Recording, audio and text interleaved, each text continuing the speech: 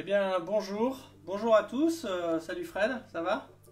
Salut, ça Alors, va? Et toi? bah écoute, ça va pas mal. Il y a eu pas mal de stress pour préparer ce petit live parce qu'il a fallu potasser pas mal et puis écouter l'avis de beaucoup de monde. Et puis aussi, on sentait que ça intéressait les gens, donc on s'est mis un petit peu la pression pour voilà, pas dire trop de bêtises. Alors, Patrice Jobert va nous rejoindre dans quelques minutes. C'est le directeur de la fédération du Lot, excellente fédération.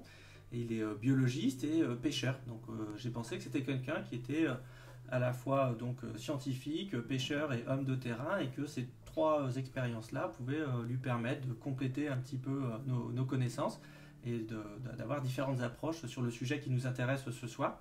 Mais il m'avait semblé aussi important de commencer par en fait tout simplement des données historiques avec Fred. Mais avant de commencer, je voudrais, parce que c'est aussi une communauté quand même qui nous suit régulièrement, que ce soit ici ou sur Savage Gear France, je voudrais quand même souhaiter un joyeux anniversaire à Alexis Rousselet. Et ce que je voudrais lui dire, c'est que j'ai pas besoin de lui offrir un cadeau. La vie lui a déjà fait un beau cadeau puisqu'il a l'air d'avoir un super pote. Donc je lui souhaite en tout cas un super bon anniversaire. Je voudrais vous remercier aussi tous de suivre ce live, c'est vraiment super sympa. J'espère qu'on va apporter les réponses que vous attendez. J'espère aussi qu'on arrivera à casser pas mal d'idées reçues sur le sujet. Et vous avez vu qu'on a démarré ce live avec une partie du générique de Au milieu coule une rivière. Et en fait, ce que dit en gros ce morceau de générique, eh bien, vous savez, c'est un peu ce que font toujours les Américains après les films. Aucun d'animal, ici poisson, n'a été blessé pendant le film. Si à l'époque, les McLeans, donc les protagonistes du film, ne pratiquaient pas le no-kill, sacrifiaient évidemment leur prise pour les manger, et bien aujourd'hui, le catch and release est la norme, et dessous, il y a un petit logo qui s'appelle Trout Unlimited.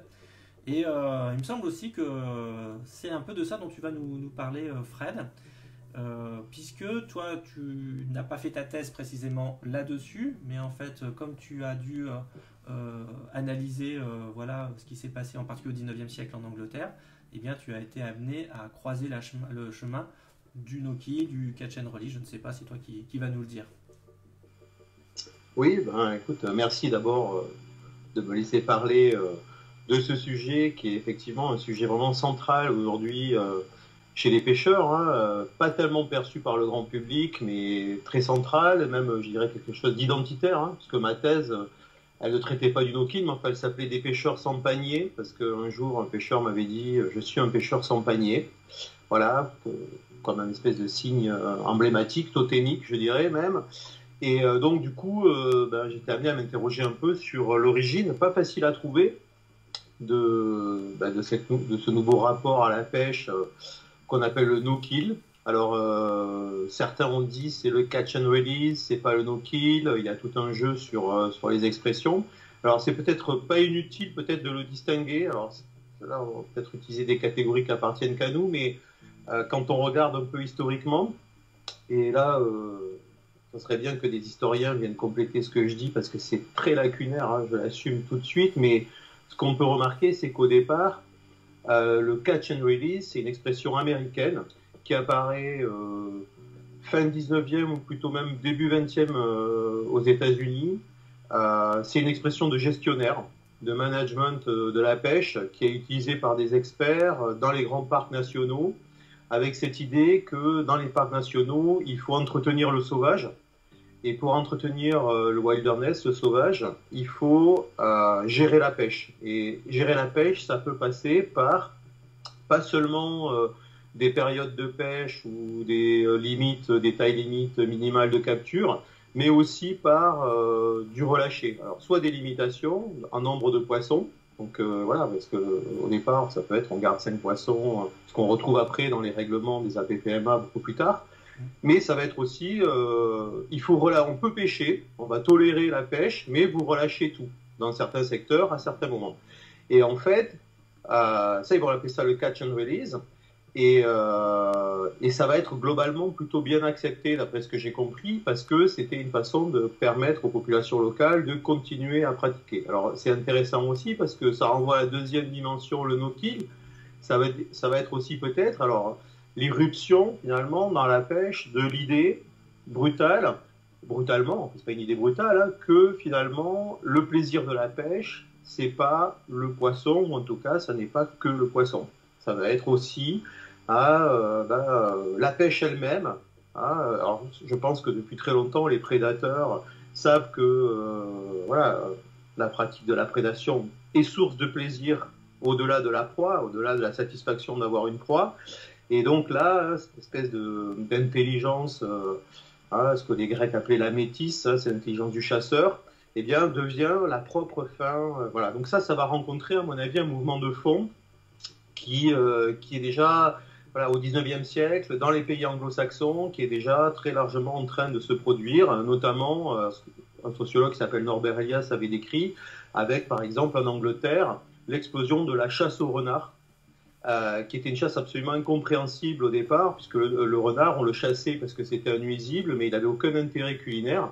Et en fait, pour les Anglais, chasser le renard, qui est un animal rusé, eh bien, c'est faire montre de qualité synégétique, c'est être mon chasseur, quoi. Mon chasseur, il est capable d'avoir un renard qui est le plus rusé des animaux dans la représentation.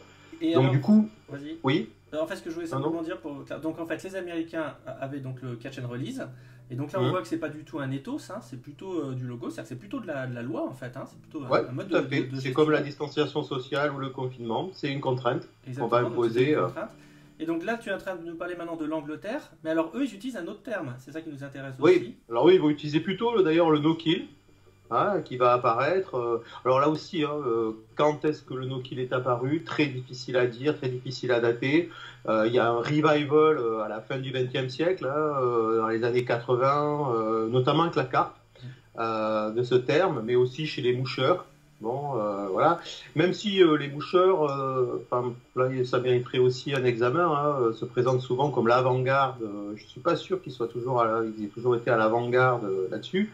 Mais effectivement, le terme no-kill va arriver. Alors là aussi, en Angleterre, il y a une histoire propre. Il y a aussi des pêcheries commerciales qui vont aussi utiliser le no-kill comme une technique aussi finalement de management. Un poisson pris plusieurs fois rapporte plus qu'un poisson pris une seule fois, même si au bout d'un moment, avec le stress, ils vont se rendre compte qu'il faut quand même prélever. Bon. Mais voilà, on a un mouvement qui vient pas spontanément du bas. C'est un mouvement qui vient d'en haut, qui vient et qui va rencontrer, à mon avis, une transformation éthique. Notamment en rapport à la violence. Il y a eu une intériorisation d'une mesure de coercition, donc en fait une sorte d'appropriation de mesures qui viennent de l'extérieur, c'est ça, donc il y a eu une hétéronomie, pour le dire comme Foucault. Et donc petit à petit, c'est cette contrainte que les pêcheurs s'approprient. Alors donc qu'on comprenne bien, catch and release, c'était plutôt les Américains, no kill plutôt les Anglais. Ouais, pour faire vite. Voilà, mais oui, on pourrait le dire comme ça. Exactement, mais en fait à chaque fois il y avait une contrainte réglementaire, ils n'ont pas forcément choisi. Mais ça va rencontrer d'autres intérêts, parfois des intérêts de classe, de démarcation sociale, j'imagine, de choses comme ça. Et oui, alors. Vas-y.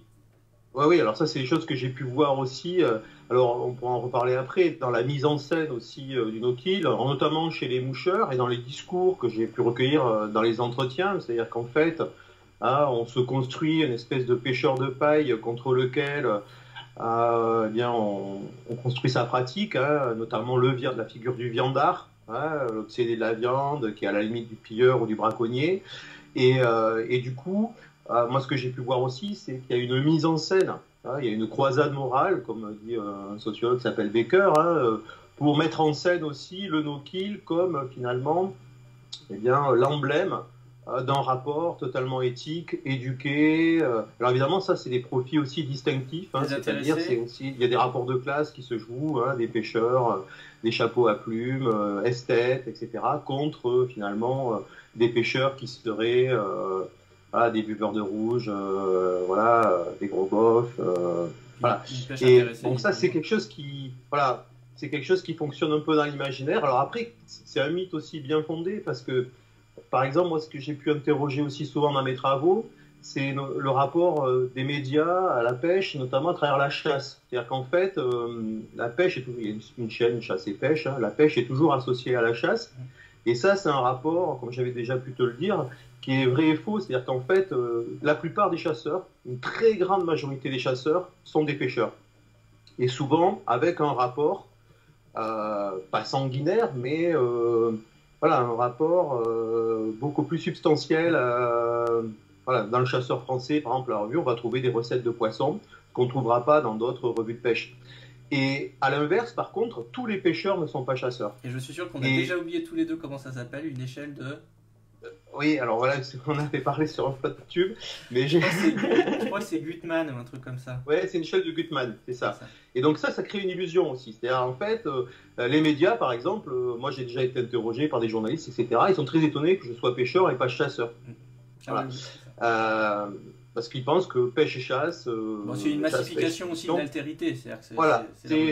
Et donc du coup, ça aussi, ça interroge aussi sur le no-kill. Ça a été aussi une façon peut-être de mettre à distance la chasse aussi, hein, un rapport, voilà, un rapport rural.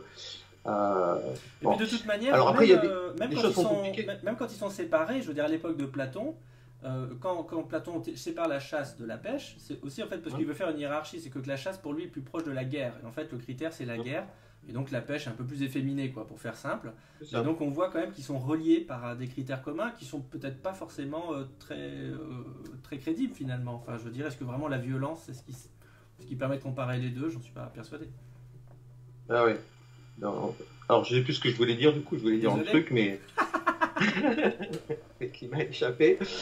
Mais effectivement, alors après, moi je pense que voilà, alors la chasse, ça mériterait aussi d'être interrogé parce que on le sait peu, mais la chasse a aussi son no-kill.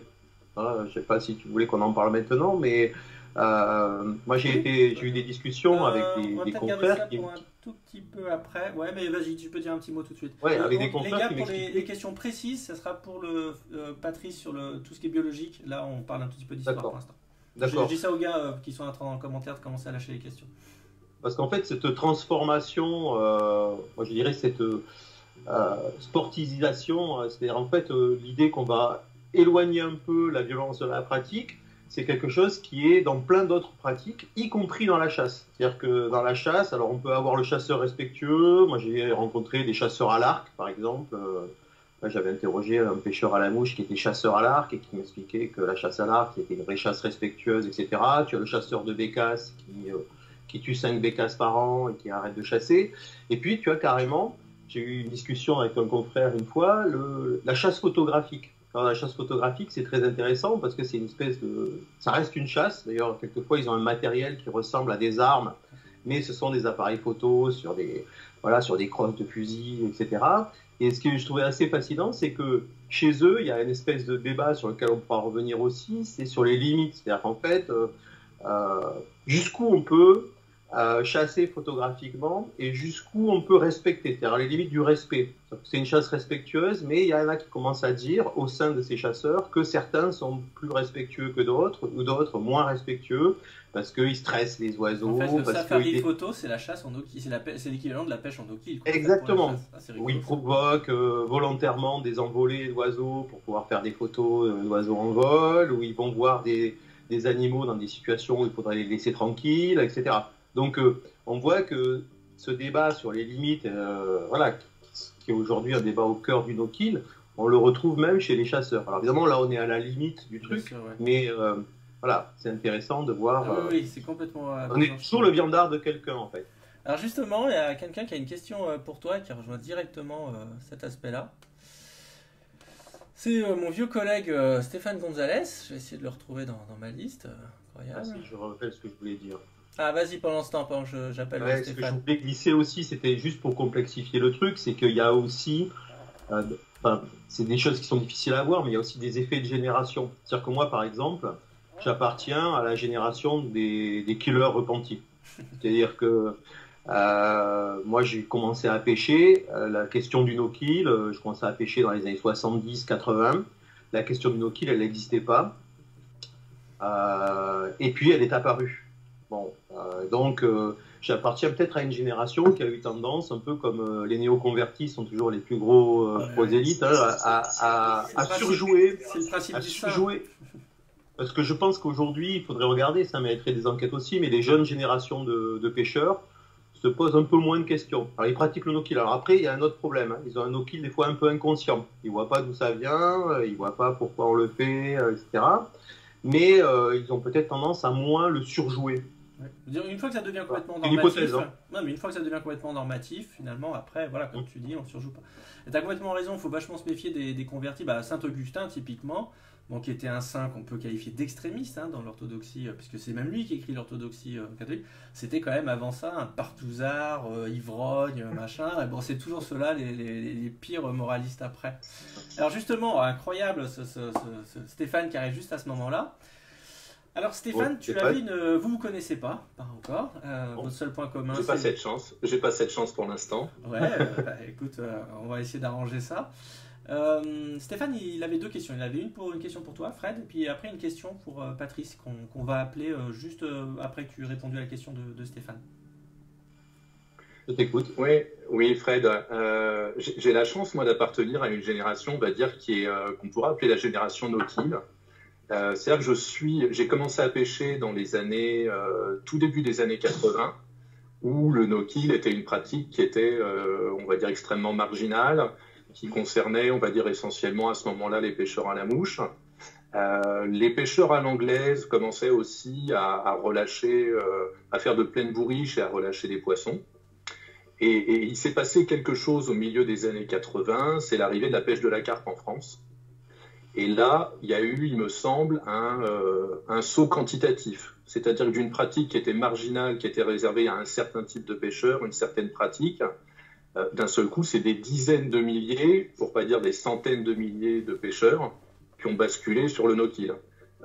Moi, j'ai connu l'époque où une carpe, on la laissait mourir à même le sol, voire on l'encordait avec des tendeurs en bordure, à l'extrême inverse, où si l'épaisseur du matelas de réception n'était pas assez importante, on se faisait insulter. Petite Donc il y a une bascule. Petite parenthèse, si j'ai le temps à la fin du live, je reparlerai de tout ça, l'influence de la photographie dans le no-kill. Et justement, mon propos, ça sera comment apparaît le matelas de réception, justement chez les carpistes. Mais en fait, ça vaut pour toutes les pêches. Et vous verrez qu'en fait, ce que dit Stéphane est complètement vrai. Et qu'en fait, il est assez facile d'expliquer comment ça survient. Moi, je te laisse continuer je t'en prie. Donc il y a eu un moment, on va dire, de massification avec l'arrivée de la pêche de la carpe, et puis ensuite c'est en suivi ce qu'on a connu avec les pêcheurs de carnassiers, où pareil, finalement très rapidement, on a basculé d'une pêche-cueillette à une remise à l'eau, et je dirais la dernière frange de pêcheurs qui est en train d'arriver sur le no-kill, ce sont les pêcheurs exotiques. Il y avait pendant des années encore, alors que c'était des gens qui pêchaient au leurre, qui avaient une certaine réflexion sur leur pratique, il y avait encore beaucoup de casses, beaucoup de poissons qui étaient tués pour de bonnes ou de mauvaises raisons. Et là, on se rend compte, donc finalement, est-ce qu'on peut dire que en quelques années en France, le no-kill est en train véritablement de s'imposer à la fois en quantité, nombre de pêcheurs, et en qualité, c'est-à-dire de contaminer tous les types de pêche et tous les types de pratiques. Pour préciser la question de Stéphane, je voudrais faire deux petites remarques. C'est vrai que par exemple aussi ce qui a facilité le no-kill pour le carnassier, c'est qu'il y a eu un énorme transfert de population de carpistes à pêcheurs au leurre. Il y a beaucoup de pêcheurs au leurre qui étaient d'anciens carpistes, donc ils ont gardé leurs bonnes pratiques. Mais ce qui est vrai quand même aussi, pour aller dans l'autre sens maintenant, c'est qu'on se rend compte que le no-kill, c'est vachement topique. C'est-à-dire que ça dépend un peu des lieux. C'est-à-dire des gens qui sont ou des poissons qui sont très no-kill avec une espèce, peut soudain... moi le premier, quand je prends une sèche, je suis moins no-kill, voilà, je le dis. Et puis, bizarrement, quand on est à l'étranger, ça nous paraît moins naturel et tout ça. Est-ce que là-dessus, tu as quelque chose à nous dire? Alors, il y a beaucoup de choses à dire, en fait. Mais effectivement, d'abord, la question de la massification. Oui, il y a une diffusion. Et la carpe est assez emblématique de ça, parce que la carpe, c'est un peu, en changeant ce qu'il faut changer, c'est un peu le renard, quoi. C'est-à-dire qu'en fait, c'est au moment où la carpe n'est plus pêchée pour être mangée, parce qu'aujourd'hui, il y a plus grand monde qui mange des carpes, hein, même si à une époque, on a quand même implanté la carpe dans nos pays pour le carême. Voilà, c'était un poisson qui était d'abord là pour être mangé, et qui était élevé pour être mangé, qui était introduit pour ça. Et en fait, voilà, cette transformation va arriver sur la carpe, transformation sportive, hein, la carpe va être... finalement le symbole moi je dirais, d'une recomposition finalement de l'échelle des poissons, puisque avant c'était l'intérêt culinaire, et puis le grand prédateur, le saumon, voilà, qui était en haut d'échelle. Et là on va voir que le poisson combatif va remonter dans l'échelle. Et la carpe finalement, parce que il y a eu un moment quand même où la carpe, moi il me semble, hein, dans les années 70-80, c'était une pêche de vieux, quoi, la carpe. Quoi. Non, attends, je te coupe. Il y a une grande partie de ce que tu dis est vrai, mais comme justement c'est ce que j'ai étudié pour la fin du live. Ouais, en fait, je te le laisse. Normalement, le point de. Il y a eu plusieurs trucs. D'abord, la carpe, ce qui les a obligés un petit peu à la remettre à l'eau, c'est les réglementations des plans d'eau anglais. Et en particulier, où il y avait les grosses carpes, comme Redmere Pool. Mais le point de bascule où vraiment les carpes, on a commencé à en prendre soin, c'est le moment où ce n'était plus le poisson le plus fort d'eau douce, en particulier grâce à l'arrivée du silure. C'est le moment où c'est devenu un poisson rusé, en fait. On est passé du paradigme de la force au paradigme de la raison. Soudainement, toute la représentation de la carpe s'est trouvée modifiée, et pour une raison simple, c'est que si tu es la grosse brute d'eau douce, tu n'as pas besoin d'un soin particulier. Par contre, si tu commences à être une petite chose voilà, qu'on peut prendre, reprendre, que tu recherches pour sa virginité, tu vois déjà tout le champ lexical s'installer, eh bien là, évidemment, tu n'es pas tout à fait traité de la même manière. Et ça a été vraiment le tournant du début des années 80. Excuse-moi. D'accord. Et dans cette échelle de valeur, la dimension culinaire a totalement disparu. C'est-à-dire qu'en fait, voilà, un poisson, c'est pas le saumon, c'est pas... On ne parle plus de son intérêt culinaire. Il a absolument disparu. Ah, ce qu'on retrouve de temps en temps dans l'étonnement des gens qui regardent des gens pêcher en no-kill, mais vous les mangez pas, pourquoi vous les pêchez? Bon, de moins en moins d'ailleurs, hein, parce que finalement cette nouvelle éthique, en tout cas cette nouvelle façon de considérer le poisson, elle est en train de s'imposer même chez les non-pêcheurs, petit à petit, par toutes ces images, cette médiatisation, etc. Donc la carpe a contribué, oui, à la démocratisation, entre guillemets, en tout cas à la massification, effectivement, de cette nouvelle éthique qui après va prendre des nuances voilà, esthétiques, commerciales aussi, hein, puisque les carpes font l'objet de trafic. Enfin, voilà, le no-kill est devenu un business aussi, dans les carpodromes, etc. Donc oui, je suis complètement d'accord sur cette idée que la carpe a été finalement un levier hein, de cette diffusion du no-kill dans toutes les pêches. Alors effectivement, les Anglais étaient les premiers. Chez les Anglais, il y a eu une opposition très forte pendant longtemps entre le coarse fishing et le game fishing, et avec cette idée qu'il y a voilà, une pêche populaire, voilà, mais qui était déjà pas forcément... Enfin, il pouvait exister du no-kill, hein, les bourriches anglaises, les concours, on relâchait les poissons à la fin des concours, c'est quelque chose qui existait depuis longtemps. Alors après, sur la pêche exotique, souvent, je connais pas grand-chose. Hein. Ce que je sais, c'est qu'il y a des transformations aussi au niveau des compétitions, puisqu'à une époque, il y avait des pesées à la fin des compétitions de pêche à la traîne, etc.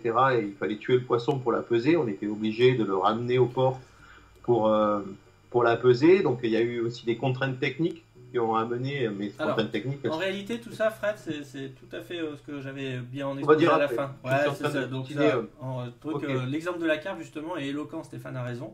Parce qu'en fait, on retrouve tout dans l'évolution de la carpe, tout ce qui peut expliquer pourquoi le carnassier ça a évolué comme ça, pourquoi la pêche exo et tout. Donc, on fera ça après. Donc, je pense effectivement que la carpe c'est vraiment quelque chose qui est au cœur du processus d'arrivée du no-kill dans l'imaginaire général des pêcheurs et finalement de la normalisation aussi. Hein, c'est une norme. C'était une des premières pêches de masse aussi, la carpe. Et pour le coup, ça crée un énorme vivier, voilà, beaucoup de petites classes. Et ce qui est intéressant aussi, moi j'ai pu interroger aussi, c'est le rapport aux appâts. C'est-à-dire qu'en fait, et à la matière. C'est-à-dire que là aussi, pendant très longtemps, la pêche aux appâts naturels, c'était quelque chose qui était lié aussi à la pêche alimentaire. Et puis petit à petit, il va y avoir une artificialisation avec les mouches artificielles, les leurres.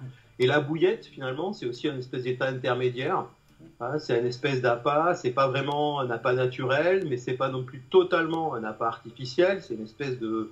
Hein, c'est l'objet d'une cuisine avec tout un jeu de chimistes, etc. Là aussi, il y a un parallèle aussi sur le rapport à la matière, voilà, qui est un peu une mise à distance quelque part de la vie, quoi. C'est des appâts qui sont pas vivants. De toute façon, la carpe c'est complètement à cheval hein, sur la pêche alimentaire et la pêche sportive depuis toujours. Cela dit, je vois que les gens brûlent de poser 1000 milliards de questions aux biologistes là, et tout, donc on va un tout petit peu accélérer. Je vais amener Patrice. Alors, Fred, je te remercie. Je pense qu'on te C'est moi qui te reverra remercie. quasiment sur tous les lives. Vous voyez comme il est pertinent, Fred. Il y a plein de choses à raconter. On peut plus en passer. On peut même plus l'arrêter. Et je vais te laisser raccrocher. Je vais appeler Patrice pour la suite, parce que Stéphane a une question aussi à lui poser pour qu'il puisse introduire son propos. Merci Fred. Merci à Fred. toi. Merci à vous. C'est la première fois que j'arrive à couper la chic à un prof. Alors, on va essayer d'appeler Patrice, pardon. On les arrête plus, hein, les profs. Hein. C'est incroyable. Ouais. Bonjour. Bonjour Patrice. Je te laisse démarrer ta caméra. Ouais, c'est bon, ça marche, ça fonctionne. Pas encore, mais ça va venir. T'as appuyé sur la petite caméra en bas? Ouais, une petite seconde. Ah, ça y J'étais est. en train de couper le son de l'ordi parce que je vous suivais sur l'ordi. Super. Ça marche, Bon, c'est bon? Super. Bon, je pense que tu as suivi ce qui s'est passé avec, Ouais. Fred. Donc Stéphane, vous vous connaissez pour plusieurs Salut, Ouais, raisons. salut Patrice. Stéphane. Ça Voilà. va? Vous Ouais. connaissez Ça à cause va, et toi? des compétitions qu'organisait Stéphane, des Masters. Mm. Et voilà, vous avez travaillé pas mal ensemble. Et Stéphane avait une question pour toi, spécialement. Alors j'en aurais beaucoup des questions, mais je pense qu'il y a beaucoup de gens qui veulent poser des questions, donc je vais essayer de faire court. Bon, c'est une question qu'on se pose tous dès qu'on a remis un poisson à l'eau. C'est autour des questions de la qualité de la remise à l'eau et des chances de survie du poisson, avec des pêches très différentes. C'est-à-dire que depuis la pêche de la carpe, on sait qu'on a quand même affaire à un poisson qui est assez robuste, on va dire, qui, quelles que soient les conditions d'oxygénation de l'eau, le poisson a de bonnes chances de survie. Et puis, comme on connaît très bien les carpes, le fait qu'on les reprenne mois après mois, année après année, voilà, là, on sait que grosso modo, ça se passe bien. Maintenant, il y a aussi beaucoup d'autres espèces et beaucoup d'autres lieux où c'est certainement plus problématique. Oui. Le cas extrême, je dirais, c'est un petit peu en pêche exotique où parfois on relâche des poissons au terme d'un combat qui a été très très violent, voire qu'on les a piqués en grande profondeur, on les a remontés, et là, bon, il y a des pratiques des fois de feeding ou carrément parfois de grands coups de couteau dans le poisson, où on peut quand même se poser des questions sur les chances de survie. Alors bon, derrière, on ne retrouve pas les poissons morts généralement, mais enfin, est-ce qu'il y a un bon taux de réussite là-dessus? Voilà, tu vois, c'est une question qui est quand même assez ouverte. Parce que je pense que... Est-ce que ton expérience de biologiste peut nous parler de ça? Alors je pense que Patrice n'a aucune donnée là-dessus, je pense que c'est sa première réponse qu'il va faire. Par contre, si on veut transformer légèrement la question, c'est de dire est-ce qu'il n'est pas très important, et je pense que c'est très, très, très sympa comme question qu'a posé Stéphane pour notre propos, de faire d'emblée des distinctions entre les espèces et éviter de parler de no-kill pour toutes les espèces, et donc déjà peut-être nous dire, voilà, effectivement la carpe paraît quand même plus robuste que la lauce par exemple, tu vois. Donc je pense que c'est plutôt ça la question. Qu'est-ce qu'il est important de garder à l'esprit quand on parle de no-kill? Ouais, tout à fait, effectivement. Tu as répondu en partie, Numa. Tout ce qu'on pourra dire au travers du no-kill, parler du no-kill, en fait, ça va signifier parler de l'impact vital de la capture d'un poisson. Est-ce que le fait de capturer un poisson, on va impacter sur sa vie ou pas, à court ou à moyen terme? Pratiquer le no-kill, ça veut dire ça, en fait. Et tout ce qu'on pourra déduire des observations faites, soit par des scientifiques, soit par des pêcheurs qui le pratiquent régulièrement, va dépendre des espèces concernées. Et en deçà de l'espèce, ça va dépendre des conditions de pêche, on en parlera, des conditions de température, etc. Donc effectivement, l'impact du no-kill est doit être apprécié tout à fait différemment selon l'espèce concernée. Entre un salmonidé et une carpe, tu imagines bien qu'il y a d'énormes écarts d'impact de la capture d'un poisson après remise à l'eau. Alors en pêche exo, effectivement, je ne te répondrai pas très précisément. Parce que c'est une pêche que je pratique très peu. J'ai eu la chance de la pratiquer ici ou là, mais ça a été assez anecdotique. Et comme tu l'as dit, la pratique du no-kill sur l'exo est un phénomène très récent. Donc on n'a pas de retour d'expérience, on n'a pas d'études sérieuses qui ont été publiées jusqu'à maintenant sur l'exo. Et ce sera intéressant d'ailleurs, il y a des études, il y a des choses à développer, j'imagine, à moyen et long terme, parce qu'au-delà de l'éthique, la pêche exo, aujourd'hui, c'est un gros business international. Et je pense qu'en matière d'économie et de développement de la pêche de loisirs, ça peut avoir des atouts assez importants. Mais Patrice, pour essayer quand même de répondre en partie à la question de Stéphane, j'ai envie de dire, en mélangeant ton intuition de pêcheur et de biologiste, une carangue qui a un problème de décompression, parce qu'on a été obligé de la ramener un peu vite pour qu'elle passe à travers les requins, on lui met un coup de poignard dans le flanc pour qu'elle dégonfle, on la rebalance à l'eau. Crédible, pas crédible? Très critique, elle est condamnée à 100%.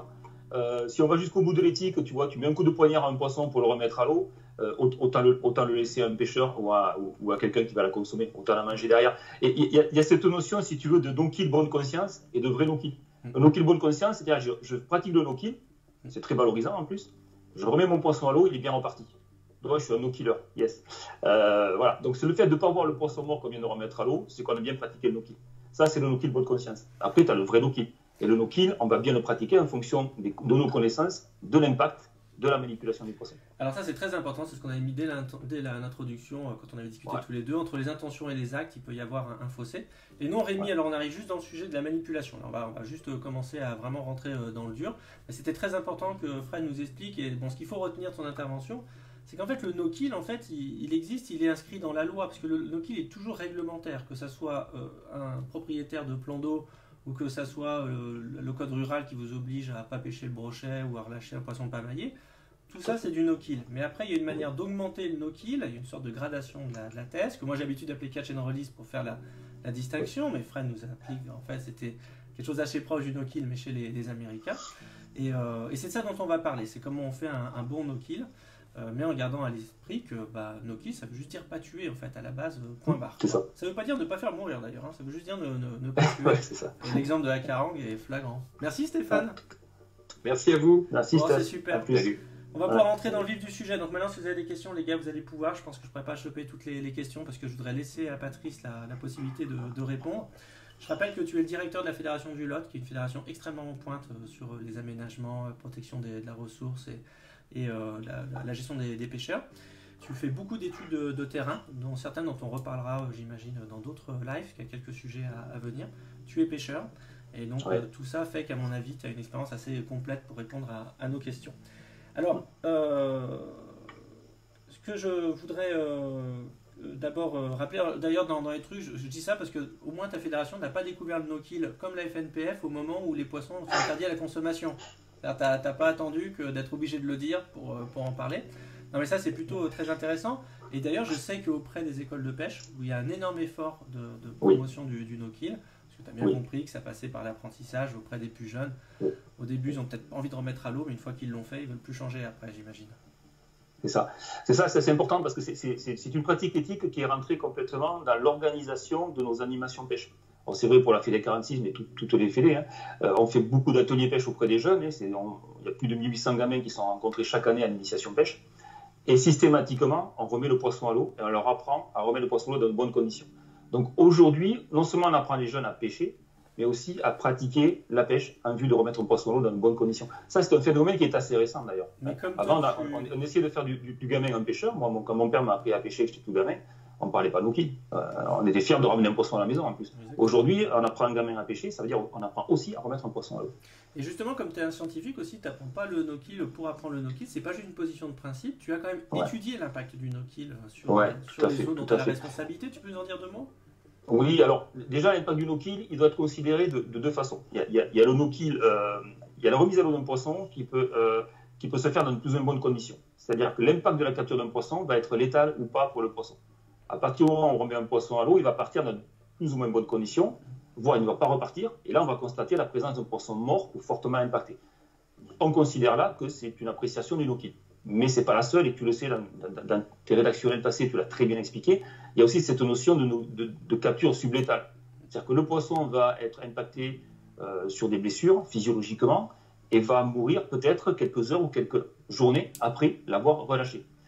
Là, le monde scientifique s'accorde pour dire qu'on ne peut parler de no-kill efficace ou de capture non létale pour le poisson qu'après une observation des poissons relâchés à partir de 8 à 12 heures. Si on n'a pas 12 heures d'observation suite à la relâche, et si le poisson n'est pas vivant 12 heures après, on considère que le no-kill n'a pas fonctionné. Donc longtemps après qu'on l'ait relâché. Donc il y a quand même longtemps après qu'on l'ait relâché. Beaucoup de scientifiques s'accordent aussi pour dire que pour intégrer l'aspect sublétal, c'est jusqu'à 72 heures d'observation d'un poisson dans l'expérimentation qui doit être faite pour savoir si le poisson survit. S'ils font ça, c'est qu'ils ont constaté qu'il devait y avoir beaucoup de poissons qui meurent dans les heures qui suivent. Évidemment, c'est pas au hasard.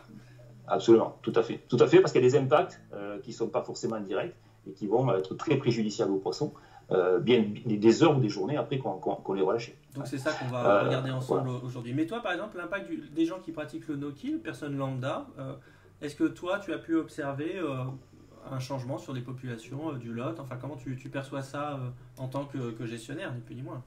Au niveau des poissons, tu parles, hein? Oui, bien sûr, au niveau des populations. Ouais. Alors, nous, on l'a constaté sur le Lot en particulier, parce qu'on a étudié la population des top prédateurs du Lot, tu sais, à l'Université Paul Sabatier de Toulouse, avec Frédéric Santoul en particulier. Pendant 10 ans, on a suivi les populations, on a marqué plus de 1800 poissons, on a étudié 150 recaptures de brochets. Ouais, 1800 poissons ont été marqués en 10 ans, ça a été considérable comme travail. On a fait de la génétique sur les brochets, il y a des marquages recaptures. Donc, on s'est aperçu effectivement que le no-kill, si tu veux, est efficace à condition qu'il soit bien pratiqué et surtout pratiqué par la majorité des pêcheurs. Quand tu questionnes les pêcheurs avant de lancer ce type d'étude, tu as 15 à 20% des pêcheurs qui avouent, et ils ont le droit, qui conservent le poisson. Moi, il y a 80% de nos killers et les autres, moi je garde le poisson, ils sont 20% d'entre eux. Et puis ce qu'on a fait, c'est qu'on a demandé aux pêcheurs qui recapturaient un poisson marqué d'appeler la fédération, de communiquer leur capture, le lieu, la technique de pêche, etc. Et de nous dire aussi ce qu'ils avaient fait du poisson, ce qu'ils avaient conservé ou pas. Ce n'est pas pour les fliquer, mais c'est juste pour analyser. Et là, surprise, on s'est aperçu qu'on avait 60% des pêcheurs qui gardaient le poisson. Ah oui. Alors que 80% d'entre eux se disaient, moi je pratique le no-kill. Mais ça c'est hyper intéressant, hein, parce que j'essaye, parce que les gens parfois ils ratent l'information principale. Ce qui est intéressant, c'est que quoi qu'on fasse, c'est un peu comme les gestes barrières face au Covid. Quoi qu'on fasse, ça n'a pas de sens j'ai envie de penser aux campagnes vaccinatoires. Ça ne sert à rien s'il n'y a pas un certain seuil de population. Par exemple, le vaccin, je me souviens plus, c'est loin pour moi l'épistémo, mais je crois que c'est 92 ou 96% des gens qui doivent être vaccinés pour que ça soit efficace. Et là, c'est un peu pareil. Il faut, quoi que vous fassiez, même si votre no-kill il est impeccable, si vous êtes toujours que 10 ou 15% à le faire, l'impact sur les populations de poissons sera peut-être pas significatif. Alors, c'est la raison pour laquelle, tu vois, j'en conclus, c'est qu'on n'avait pas de no-kill à l'époque sur notre secteur d'études, mais on pensait que le no-kill n'était pas nécessaire, puisque la majorité des pêcheurs disaient ne pas garder les poissons. On s'est aperçu qu'ils gardaient les poissons. Donc, on a mis un parcours no-kill sur le Lot, à Cahors. C'est devenu réglementairement par arrêté préfectoral un no-kill. Et on a cessé les déversements de poissons. On s'est aperçu que oui, il y avait de plus en plus de captures, il y avait de plus en plus de gros poissons, mais à terme, pas forcément significativement. On s'est aperçu que si on veut vraiment jouer sur un parcours vitrine avec un taux de capture important, il fallait jouer et sur le no-kill pour avoir du poisson de grande taille, recherché par les pêcheurs de carnassiers d'aujourd'hui, et sur un soutien de population pour avoir des taux de capture vachement importants, vachement intéressants. Et en jouant sur les deux, on a fait un parcours vitrine super fonctionnel. Tu as conscience que c'est complètement à contre-pente de la politique qui est principalement menée ou réclamée par les instances, c'est-à-dire à la fois de la gestion patrimoniale, donc pas du tout de soutien de population, et puis le no-kill, c'est pour ceux qui veulent bien, de peur de ne pas vendre de cartes de pêche. Voilà, alors là, pour conclure sur cette étude, si tu veux, on a fait de la génétique de brochets aussi. La génétique a déterminé que 9 brochets sur 10 étaient natifs de la rivière Lot, c'est-à-dire qu'il y avait des parents sauvages. Et des grands-parents sauvages, puisqu'on a pu faire la genèse sur 2 générations. Donc, en gros, pour te résumer la situation, les brochets présents sur la rivière Lot sont des poissons nés dans la rivière, issus de parents sauvages. Ce n'est pas le soutien de population qui fait qu'on a du brochet dans la rivière ou qu'on a des densités de brochets significativement différentes. En revanche, si tu veux un parcours vitrine, un parcours qu'on a qualifié passion en plus, où tu veux vraiment que le pêcheur se fasse plaisir, et sur un parcours no-kill, tu enchaînes des captures, tu as du gros poisson potentiellement, il faut jouer sur les deux. Et en jouant sur les deux, ça devient super efficace. On a des journées où on attrape facilement 5-6 poissons sur la même journée, sur le même bief, il est tout petit, il fait 2 km de long ce bief, et des poissons maîtrisés. En fait, ce que tu es en train de nous dire, c'est que les 10% de poissons qu'on rajoute supplémentaires suffisent à faire la différence en termes de plaisir de pêche, en termes de ratio de capture. Oui. Alors les gens me disent qu'il faut que tu parles un tout petit peu moins vite. Il paraît que ça va très très vite. Oui, voilà. Et voilà, parce qu'on les rajoute tous les ans et donc ça génère effectivement des captures plus faciles aussi. D'accord. Mais ça c'est hyper intéressant. Là vous voyez les gars, quand on a des données, des chiffres et tout ça, ça change tout. On s'imagine toujours qu'on fait du poisson parce qu'il n'y avait rien, on en a déversé. Non. Alors est-ce que c'est lié à quoi? Est-ce qu'en fait, comme la rivière elle peut recevoir... En fait, le fait que ce soit légèrement surdensitaire, finalement, si on en rajoute, est-ce que ça crée une compétition entre les poissons qui les obligent à s'alimenter Ouais, je le pense. Il y a deux choses. Il y a le poisson que tu as déversé. En général, les poissons déversés se recapturent en moyenne 5 jours après le déversement. Quand on dit on va lâcher du poisson, on va interdire la pêche parce que la semaine qui suit, ils vont tous s'attraper. En général, il faut 5 jours entre le déversement et le maximum de taux de capture des poissons de déversement.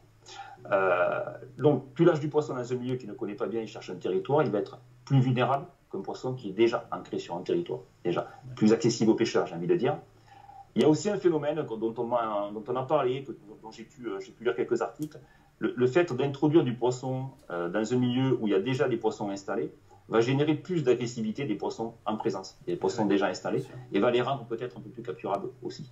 Mais ça, c'est à relativiser parce qu'on n'a pas étudié de façon très précise. Regarde, en boîte de nuit, s'il y a 15 mecs et 3 nanas, si tu fais rentrer 20 nanas, je peux te dire que les 3 qui étaient déjà là, elles vont arrêter. Elles ont plus de chance. Bien sûr, elles vont arrêter surtout de faire chier, quoi.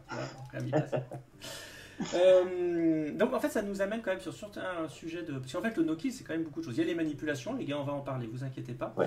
Mais c'est quand même aussi voilà, une gestion qui va... c'est-à-dire que le no-kill ça servira à rien qu'on soit tous en no-kill si quand même tout était permis sur les poissons. C'est pas parce qu'on pêche en no-kill que toutes les libéralités sont permises. Et donc ça nous emmène par exemple, toi, et surtout je sais que vous avez fait des expériences très poussées sur les fenêtres de capture, parce qu'il y a des gens qui disent oui de temps en temps je ramène quand même un poisson, mais bien sûr c'est pas du tout une question morale, c'est pas du tout la question de porter des jugements sur les gens qui gardent un poisson de temps en temps, il n'y a aucun problème. Et les gens qui me disaient bah, si mon poisson il est abîmé, bah, s'il est abîmé, bah, voilà, c'est celui-ci qu'il faut sacrifier à ce moment-là, c'est pas trop le souci. Parce que la question c'est justement quel poisson on doit sacrifier, si on doit en sacrifier, et lesquels on doit sacraliser. C'est quand même ça qui est intéressant.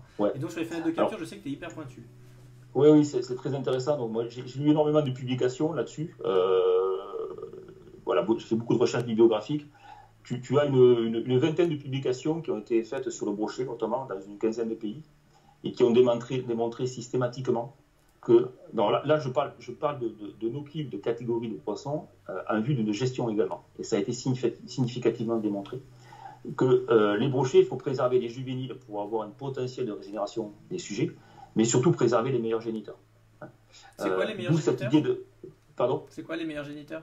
Alors, ce sont des poissons que j'ai estimés ici à 80 cm. Alors, ce que je dis, le département du Lot, c'est quasiment vrai en France, peut-être pas tout dans tous les pays. Pourquoi 80 cm ? Parce que l'étude qu'on avait faite a démontré qu'on avait des croissances de 20 cm par an pour le brochet chez nous. Un poisson de 80 sur le Lot, il a 4 ans. C'est un tout jeune brochet. C'est un super géniteur. C'est un poisson qui va vivre une douzaine d'années, qui va passer des années et des années à se reproduire. Il va faire alors pourquoi ces grands poissons, et qui va produire beaucoup d'œufs, puisqu'il a voilà. C'est pourquoi je dis ça. Pourquoi ces grands poissons, il faut les préserver. Parce que ce sont d'abord des poissons qui vont pondre des quantités d'œufs nettement supérieures. Un brochet de 60 cm, il va pondre à peu près 45 000 ovules. Un brochet de 1 mètre, il va pondre 280 000 ovules. Ensuite, ces grands brochets sont des femelles en plus. Tout le monde sait, les pêcheurs savent très bien qu'un brochet de plus de 90, quasiment tout le temps, c'est une femelle, parce qu'elle a une croissance supérieure par rapport au mâle, parce qu'elle a une longévité supérieure. Donc ces grands poissons sont des femelles. Et ces femelles, plus elles sont grandes, plus elles fractionnent leur ponte. Au lieu de pondre en une fois ou deux fois, elles vont pondre jusqu'à 3-4 fois. Donc ça permet de compenser les phénomènes d'éclusée. Tu sais que les brochets pondent sur des supports herbiers, sur des hydrophytes, lorsque les eaux montent, en général au printemps, février-mars. Et puis qu'est-ce qui se passe aujourd'hui, comme les régimes sont très souvent artificialisés, on a une baisse subite des débits, souvent le dimanche ou le lundi, et toute la fraie est exondée. Le fait de fractionner les pontes, ça multiplie les chances d'avoir une ponte non exondée, statistiquement. Ce qu'il ne faut pas, c'est que les œufs se retrouvent en plein air. Voilà, ils se retrouvent en plein air, et des frayères, des brochets exondés, moi j'en ai tous les ans. Sur l'autre ou la Dordogne, on en constate tous les ans. Après, il suffit d'avoir peut-être qu'un tiers non exondé pour que ça fonctionne. Mais les frayères de brochets exondés, c'est tous les ans qu'on les constate. Donc de fractionner les pontes, ça permet de compenser cela. Ensuite, les grosses femelles, elles se font féconder par plusieurs mâles. Tu parlais de boîte de nuit tout à l'heure. C'est la canon de la boîte de nuit. Là, ça rappelle qu'on est confiné. Voilà. Il va falloir te dire, je commence. Mais si tu veux, une femelle est fécondée par un ou deux mâles en général, alors qu'une grosse femelle, ça va être 3-4 mâles. Donc quand je dis 3-4 mâles sur 4 pontes, ça veut dire 16 mâles potentiellement. Ça veut dire que génétiquement, il va y avoir un brassage génétique. Et une meilleure survie, une meilleure adaptation des juvéniles qui vont naître de ce brassage-là. Donc tout ça fait que les grosses femelles sont nettement les plus productives. Et contrairement à ce que j'ai entendu pendant des années de la part des APPMA, ce sont des vieux poissons stériles, ils mangent tout, il faut les sortir de l'eau, il faut les crever. D'ailleurs, ça me fait penser tout à l'heure, c'est une aparté que je me permets. On parlait tout à l'heure du no-kill sur la carpe, que j'ai connu puisque j'étais tout premier à le pratiquer, je me souviens, quand j'étais ado. Ça a généré quand même quelque chose, c'est que les APPMA, dont je faisais partie, parce que j'étais aussi bénévole dans une APPMA à l'époque, je te parle, j'avais 14 ou 15 ans, 16 ans. Les APPMA, quand on vidangeait les plans d'eau pour les gérer, toutes les vieilles carpes partaient dans les bassines ou dans les coffres. Moi, j'ai connu une époque où les vieilles carpes, on les donnait à des maisons de retraite pour faire le banquet du coin. Depuis qu'ils se sont aperçus qu'elles se pratiquaient à no-kill, qu'il y a une forte demande des pêcheurs, mais c'est devenu des poissons précieux.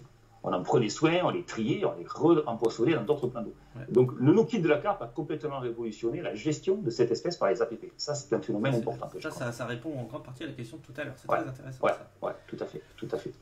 Et ce que j'ai envie de dire aussi, c'est que tout à l'heure on disait que ça sert à rien s'il n'y a qu'une minorité qui pratique le no-kill, à part à se faire plaisir et donner bonne conscience, mais bon, ça marche aussi, ça compte.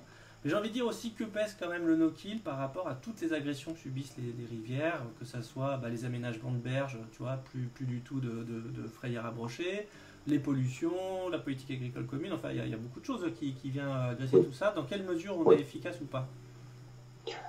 Tu sais, l'impact du no-kill, il faut le considérer, à mon sens, à l'individu. C'est-à-dire qu'on pratique le no-kill parce qu'on a aussi un certain plaisir à pratiquer le no-kill, un plaisir de relâcher un poisson à l'homme vivant qu'on a eu de le capturer. Le no-kill pour la gestion des espèces, un petit peu comme je disais tout à l'heure, c'est pas une fin en soi parce qu'il est très peu impactant. C'est pas le but de la conversation d'aujourd'hui. Le but, c'est d'expliquer comment pratiquer un bon no-kill, mais un no-kill qui serait mal pratiqué n'impacterait très très peu une population.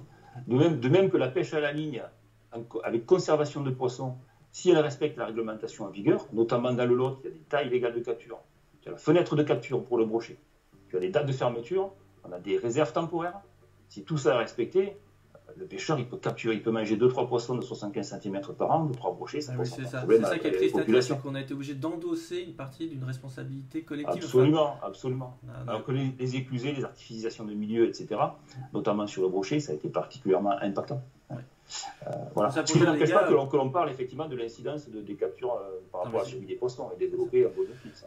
Je pense qu'il faut pratiquer le no-kill parce que c'est notre responsabilité, mais il ne faut pas non plus surculpabiliser non plus. On n'est pas responsable de tous les maux dans la société. Alors ça m'amène justement quand même au no-kill en tant que gestuelle, en tant que pratique quotidienne, d'individu à individu, poisson contre pêcheur. Et alors, je t'ai fait passer, et Mick Veil, que je remercie beaucoup, je remercie aussi Julien Lecoupe, qui m'a filé la petite capture d'écran du générique au début, ça a été super pour moi pour mon intro. Et je remercie aussi Michael Veil, qui nous a fait passer sa propre étude d'impact sur le bait fishing, mais on va en parler après.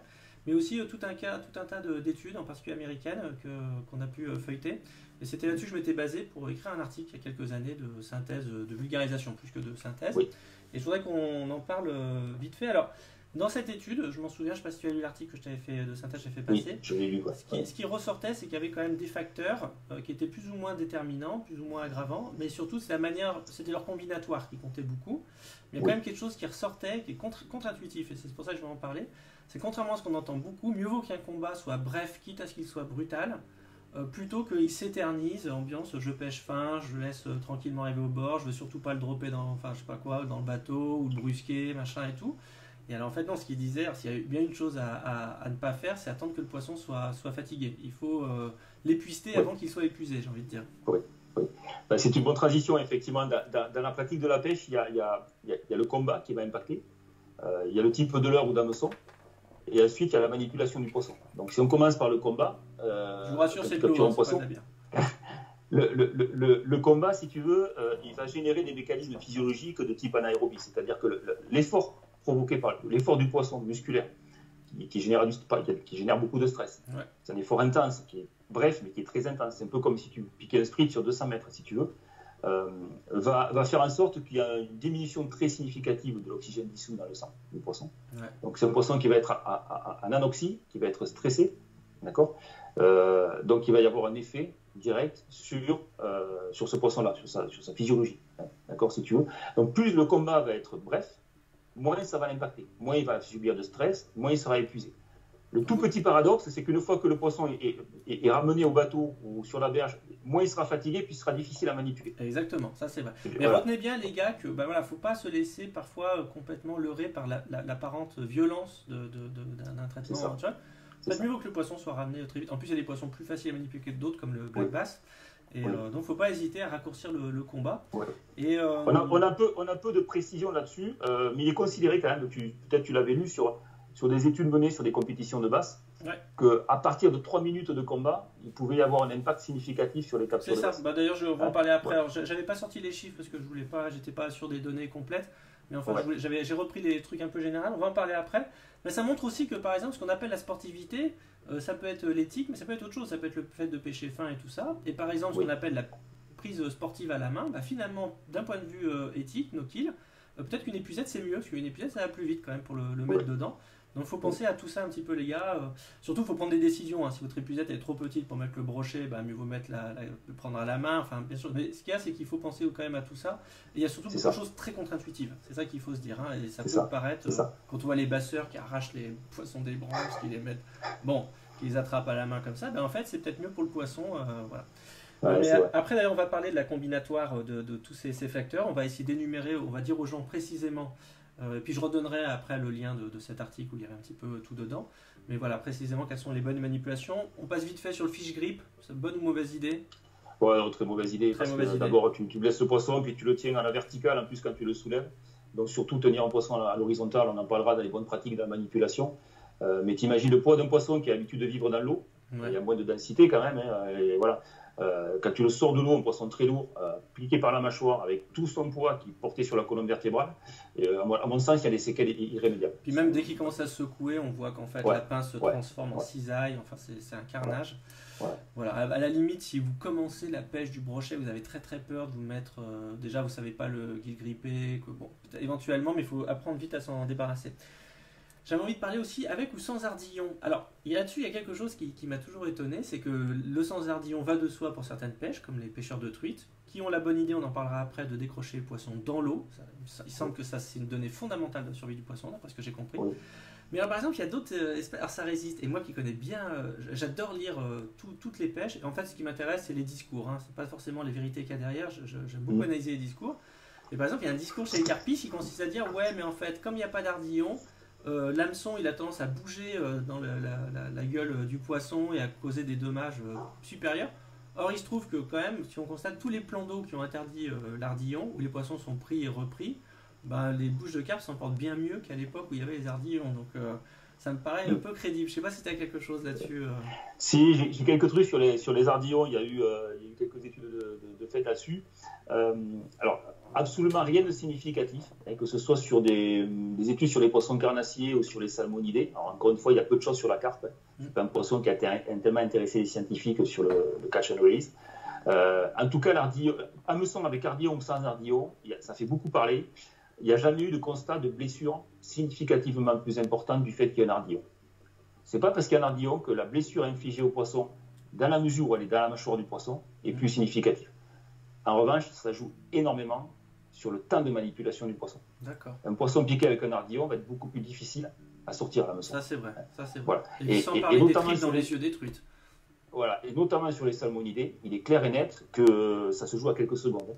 Une truite qui est manipulée.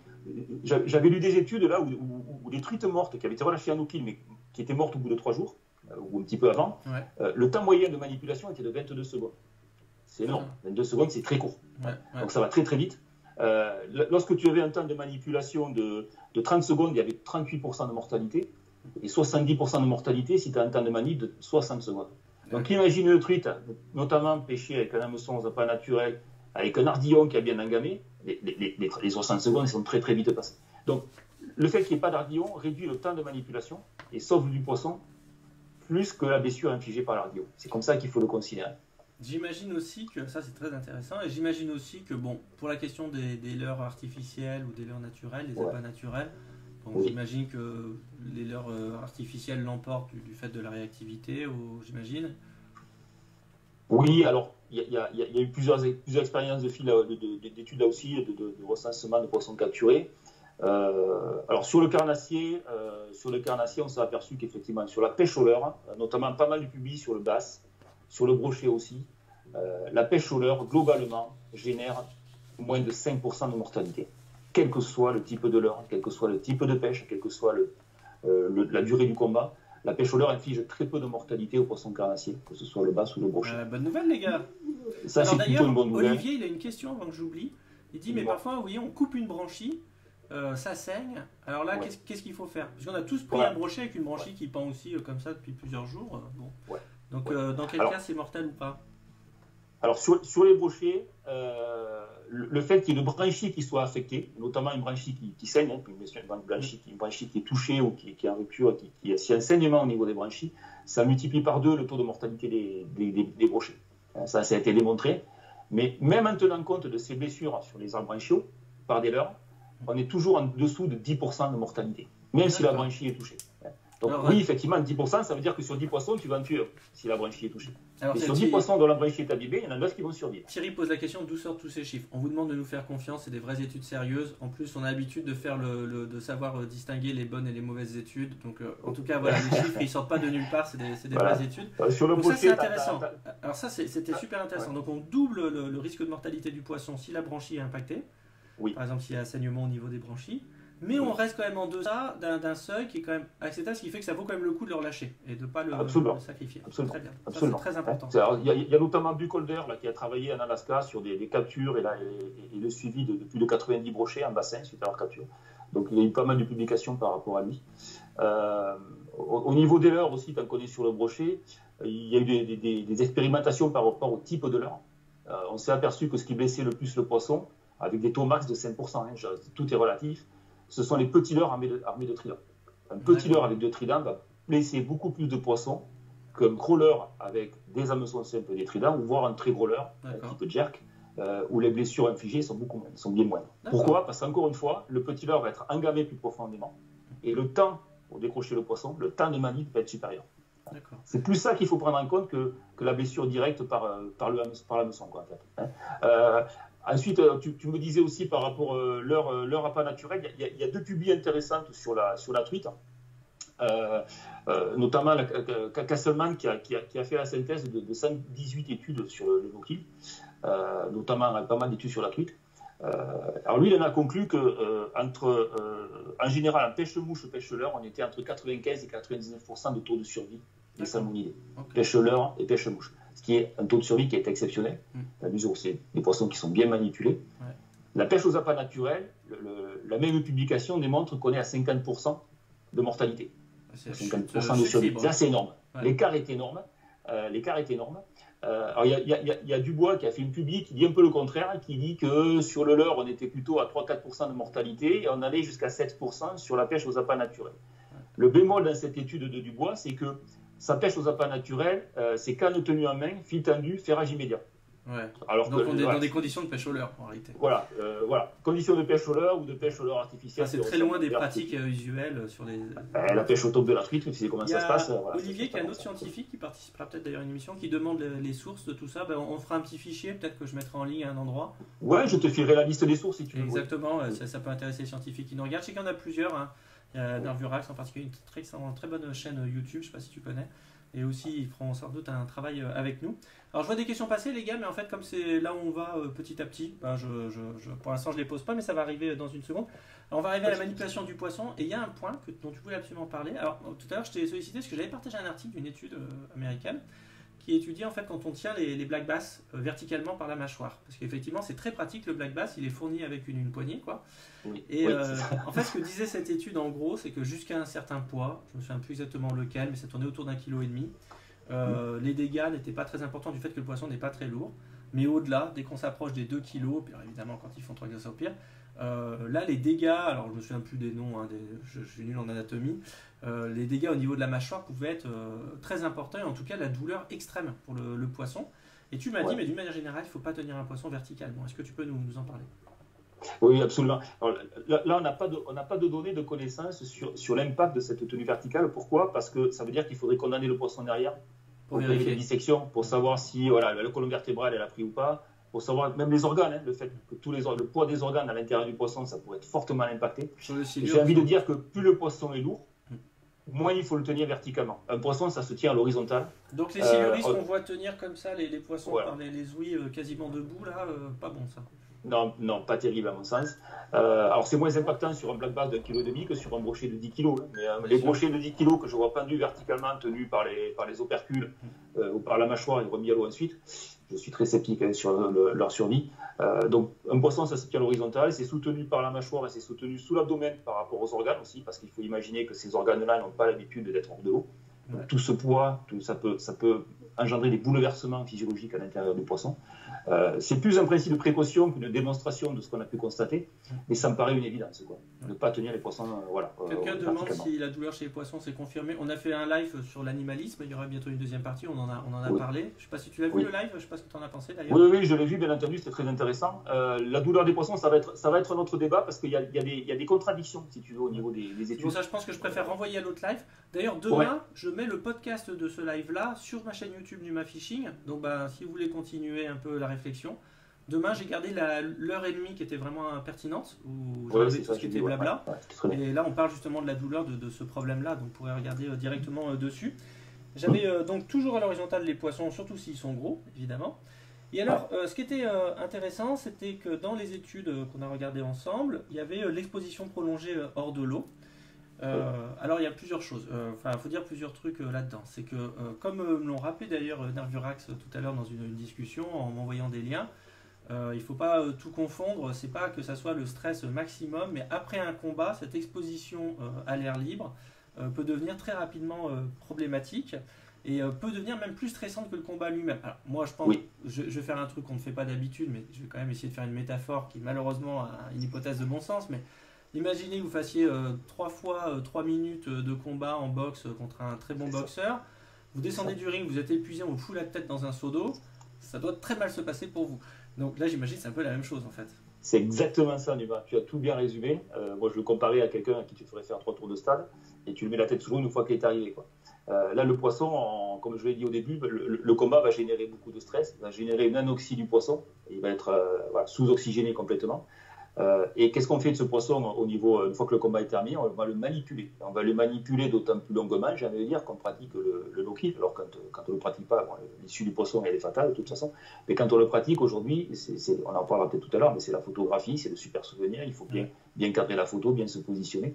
Donc la manipulation est très longue. Et ce que j'ai envie de dire, c'est la clé pour moi, elle est là. C'est-à-dire que le pêcheur qui pratique le no-kill, et j'en fais partie, moi c'est du systématique, sauf si un poisson est mortellement blessé. On a une technique de pêche qui nous est favorite. Leur souple, leur dur, tout ce que tu veux, pêche aux appâts naturels, chacun pêche comme il le souhaite.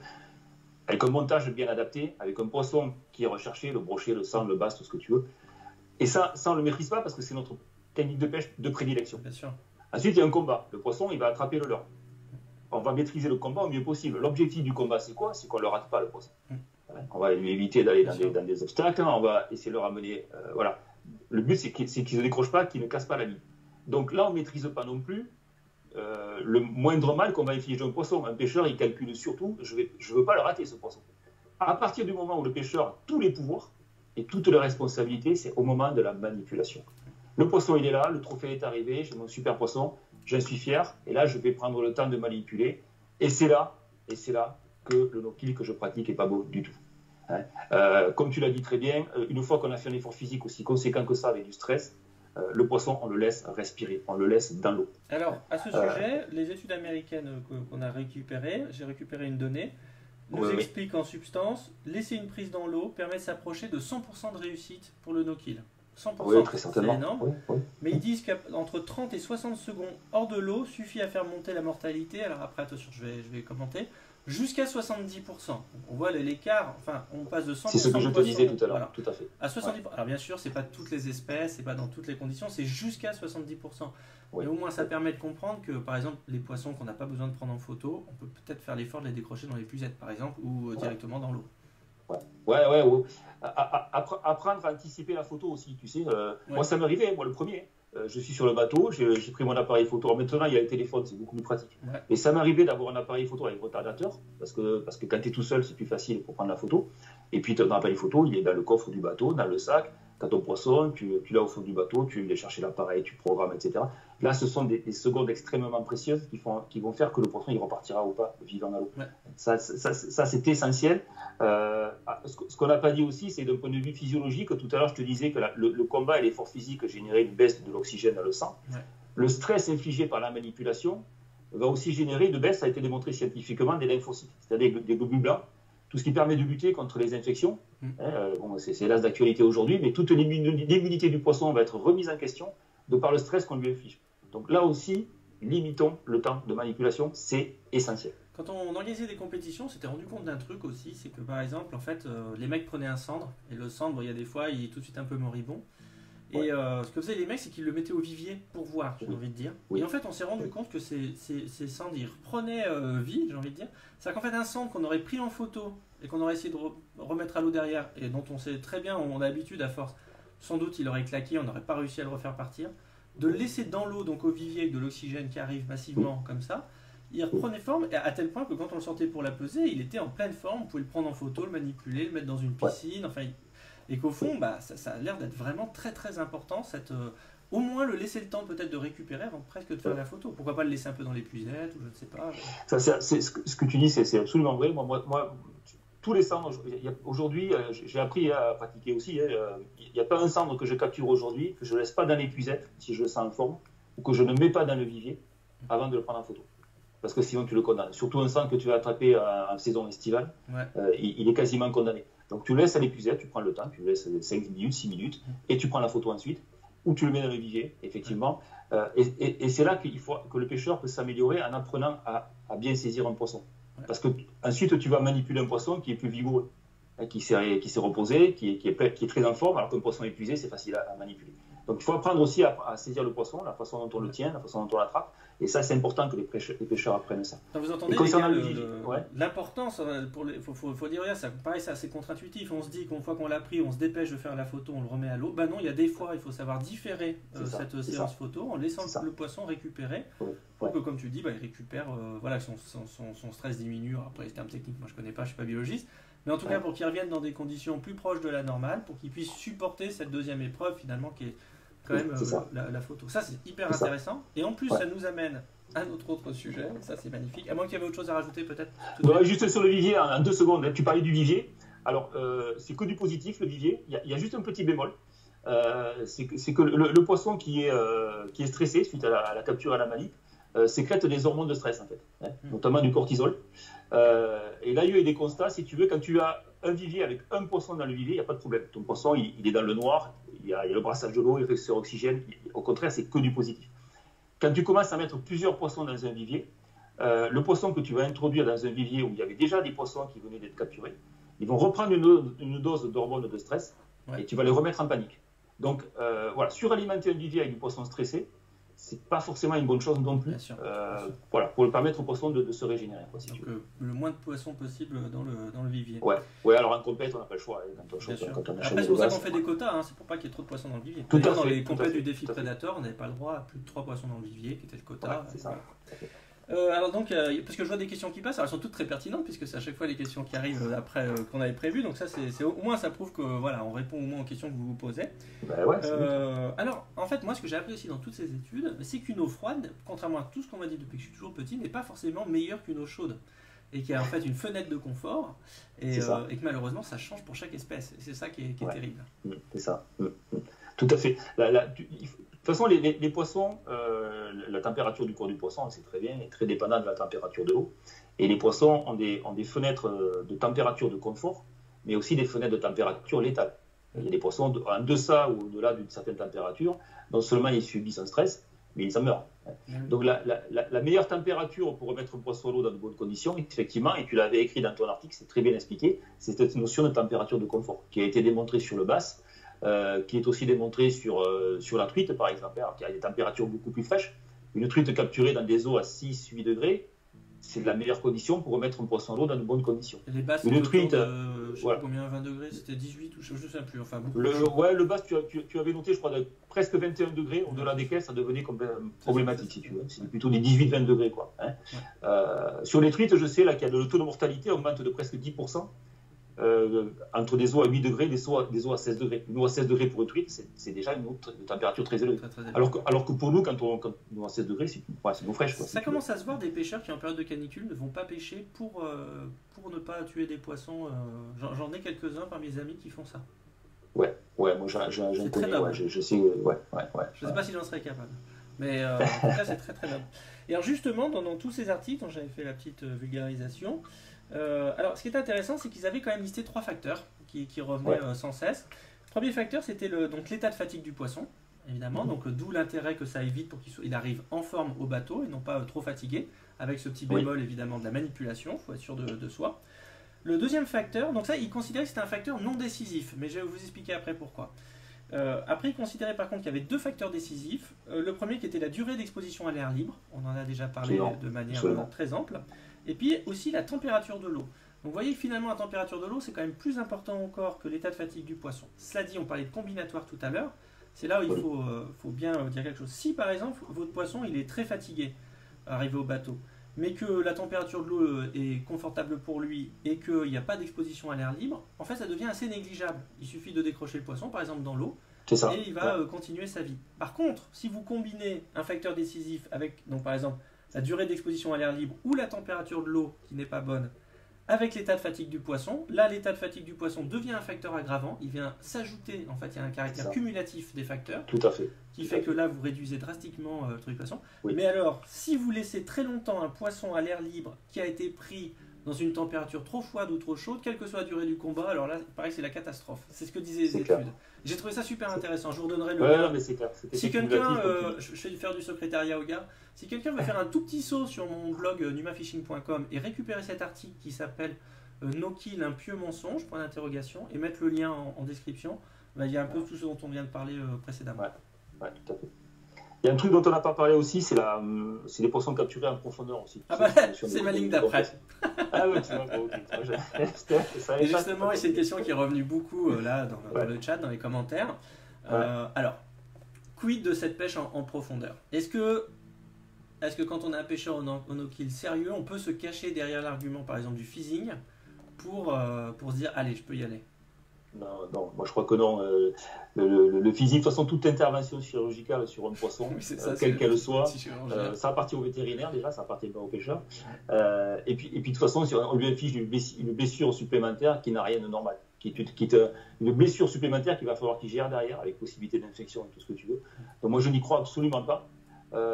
Encore une fois, je pratique le no-kill et y compris sur le sandre. Ça m'arrive de pêcher du sandre dans des grandes profondeurs. Et je sais pertinemment qu'il y a quelques sandres que j'ai attrapés, que j'ai remis à l'eau, mais il y a très peu de chances de survie. Et quelquefois, on se voile un peu la face. Je crois qu'il ne faut pas avoir honte à conserver un poisson parce qu'on sait qu'il est condamné. Bon, même si moi le premier, je le remets à l'eau par principe, mais c'est une question de principe que d'efficacité. Il faut savoir que tu as deux types d'espèces en fait. Tu as des espèces qu'on appelle physostomes et des poissons qu'on appelle physoclistes. Alors, les physostomes, ce sont des poissons qui ont un canal en fait, qui relie la vessie gazeuse ou la vessie natatoire avec l'œsophage du poisson. L'œsophage, c'est tout ce qui est digestif, l'œsophage, estomac, etc. Et là, ça permet à ces espèces-là d'avoir une décompression rapide, un équilibrage des pressions à l'intérieur du corps qui est rapide. Ça concerne essentiellement les cyprinidés et les salmonidés. En revanche, et ça tombe mal, espèces physoclistes, les persidés et notamment le sang. Donc ces poissons n'ont pas cette capacité-là. Ce sont des poissons qui ne vont pas rejeter des bulles quand tu les remontes d'une profondeur importante. Ils n'ont pas cette capacité. Donc c'est le sang qui doit réguler les pressions au niveau des gaz dissous. Et c'est un processus qui est très long et qui n'a pas le temps d'être opérationnel, le temps que tu remontes un poisson. Donc un sandre qui a subi une décompression, les yeux exorbités, l'œsophage qui est ressorti de la gueule du poisson, on n'a pas de retour d'expérience l'ayant mesuré, mais pour moi c'est un poisson qui est quasi... Alors, ce qui est vrai, ce que fait remarquer quelqu'un, c'est vrai que moi, lui il l'a vu sur des poissons de mer, moi je l'avais vu sur des études canadiennes où il y avait des retours qui n'étaient pas complètement négatifs.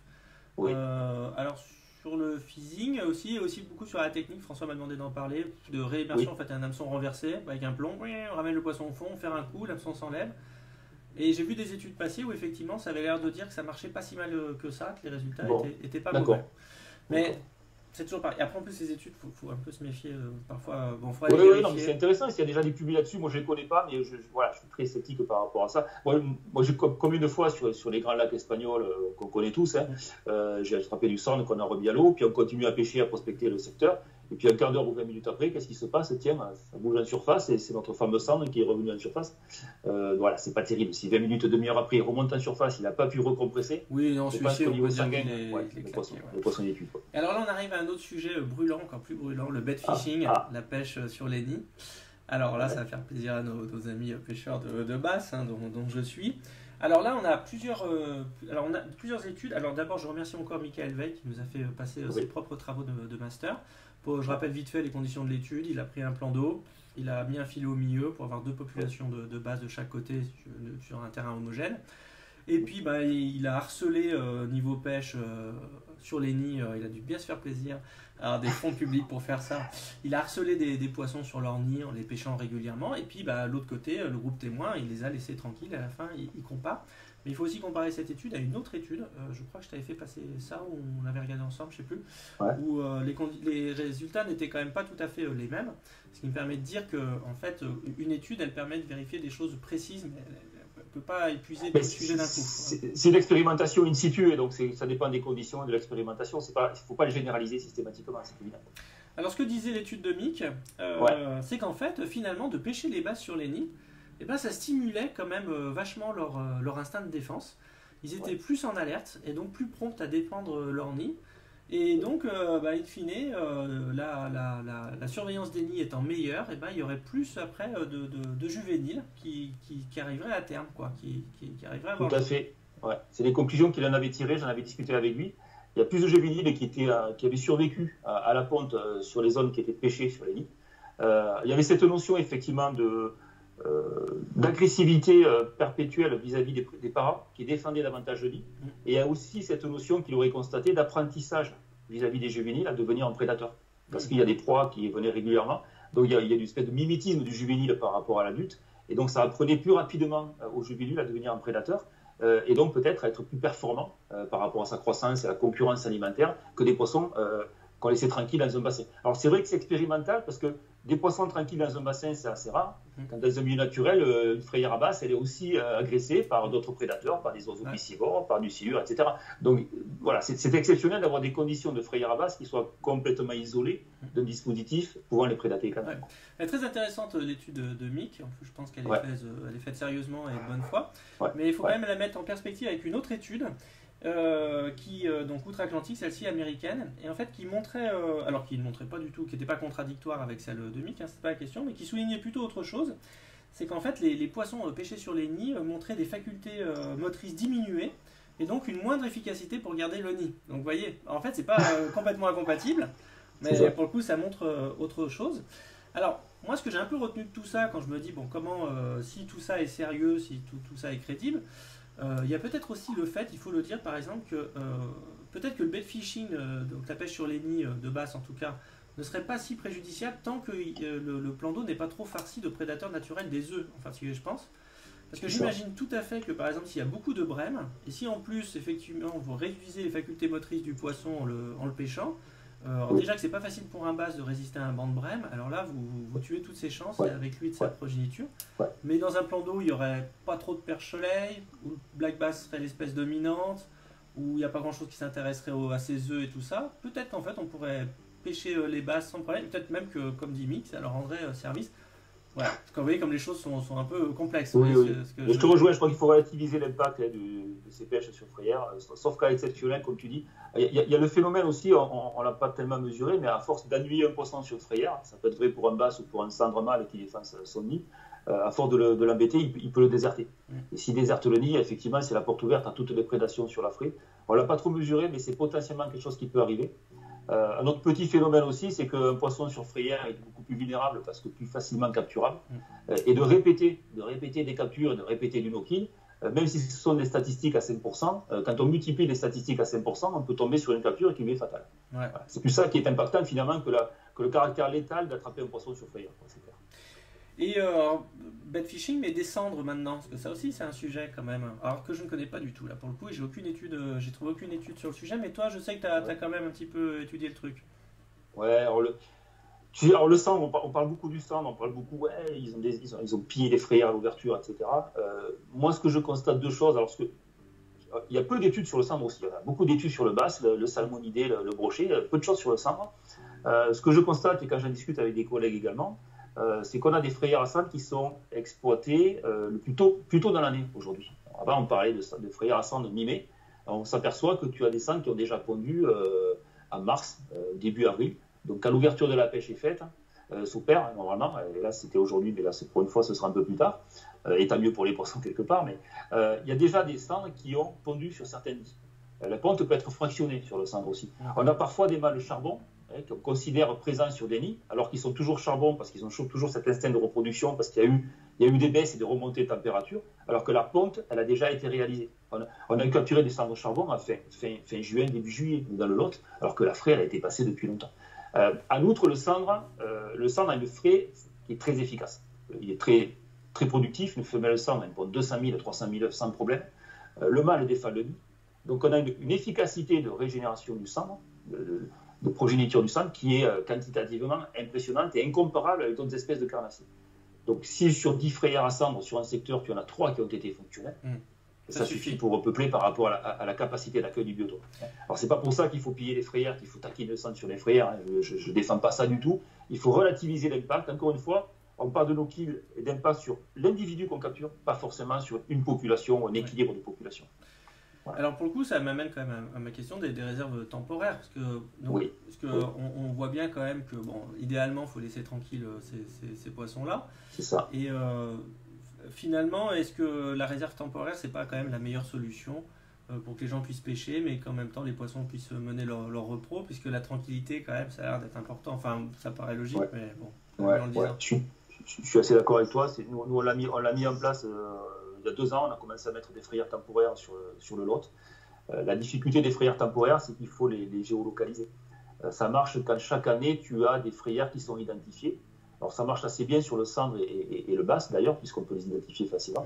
Et si on constate pendant plusieurs années qu'à tel endroit précis, il y a de la fraie de basse ou de la fraie de cendre, alors tu peux mettre en place une frayère temporaire. Mais si ce sont des frayères qui sont très mobiles d'une année sur l'autre, c'est très compliqué à instaurer. Après, par principe, nous, toutes les annexes fluviales sur lesquelles on a travaillé pour la restauration de frayères à brocher, on en a fait soit des réserves temporaires, soit des réserves permanentes. Il n'y a pas une annexe fluviale de rivière, que ce soit sur le Lot ou la Dordogne, sur laquelle on a travaillé qui ne soit pas en réserve, encore une fois permanente ou temporaire, pour vraiment laisser la reproduction s'effectuer dans les meilleures conditions possibles. Et on constate les résultats, j'imagine. Ouais. Ah oui, on constate des résultats très efficaces. Et comme tu le disais, même en réserve, même s'il n'y a pas de pêcheurs, soyons très vigilants par rapport à l'impact, notamment sur les éclusés, les mouvements d'eau, tu vois, assez impactants sur les frayères. C'est plus ça qui est impactant.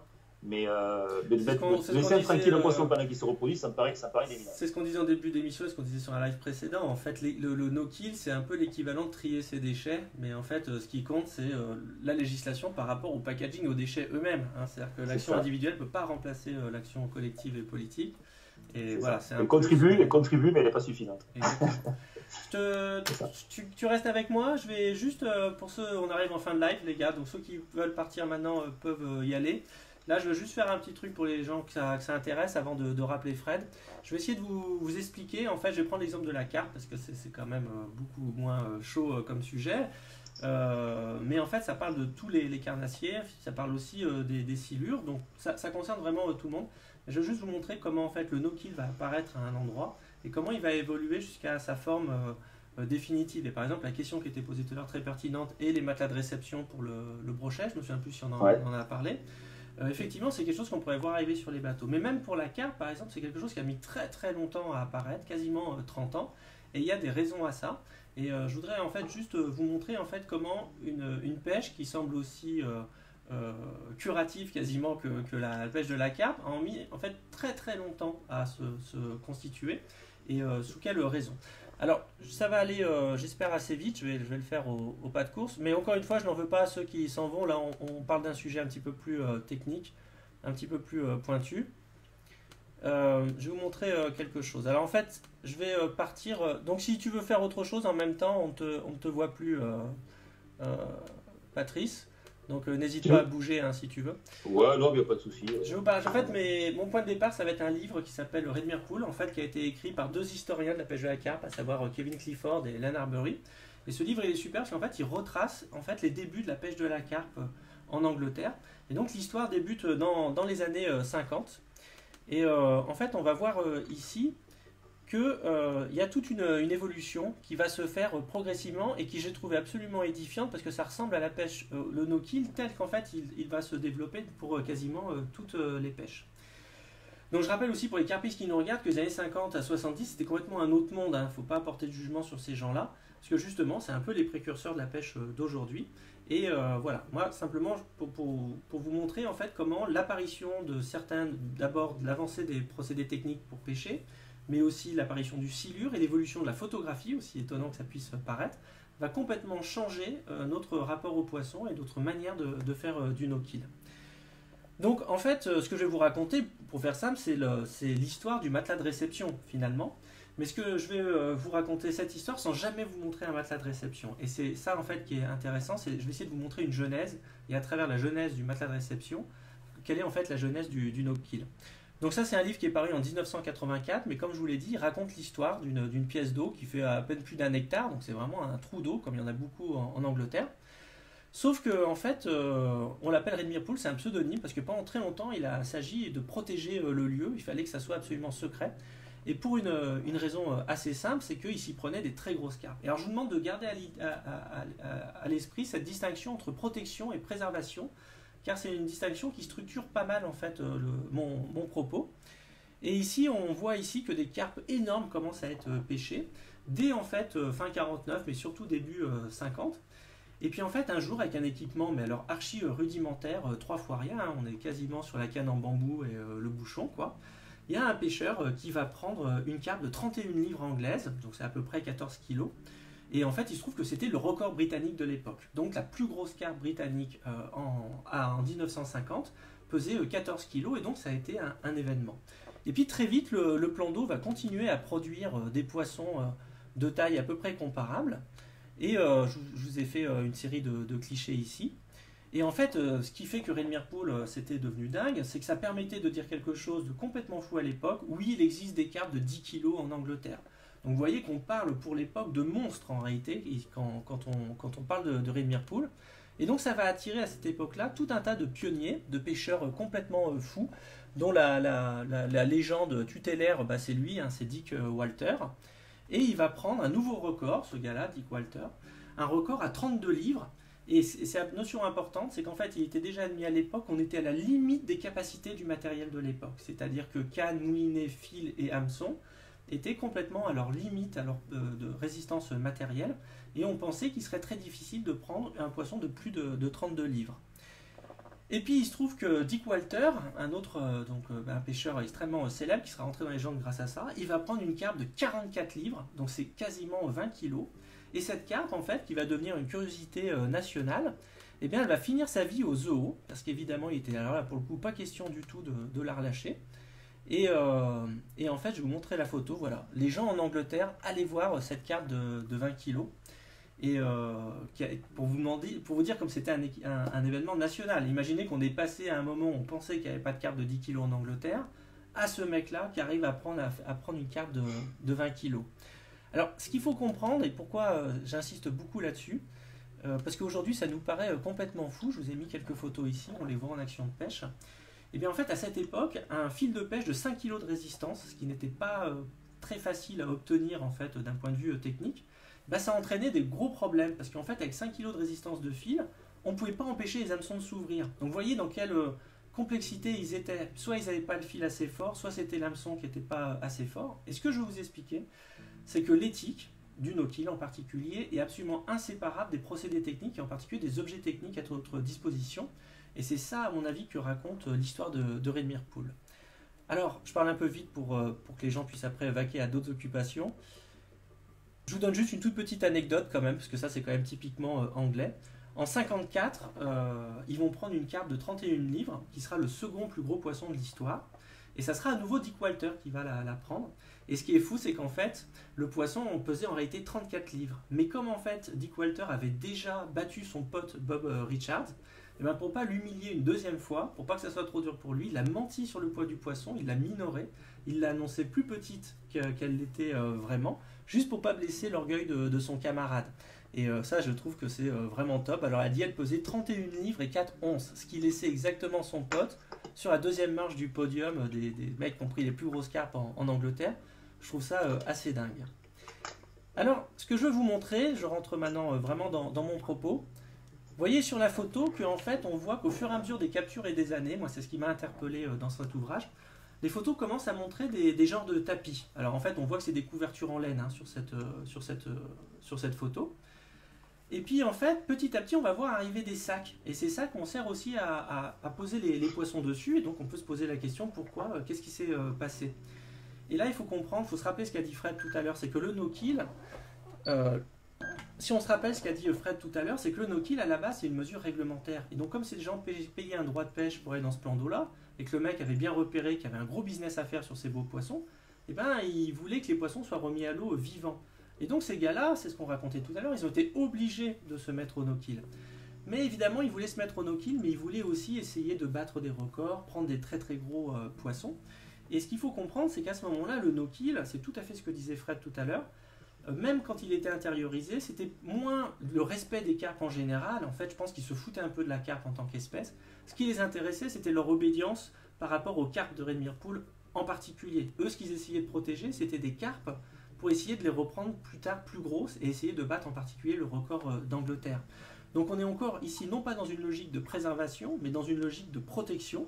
On ne respecte pas la santé et la vie des carpes en tant que telles, mais en tant qu'elles constituent des trophées, aujourd'hui ou pour demain, pour le pêcheur, mais aussi le propriétaire du lac, évidemment. Donc vous voyez qu'on est très très loin, même s'il y a remise à l'eau, on est complètement loin du no-kill tel qu'on l'entend maintenant, avec un respect accordé aux poissons automatiquement.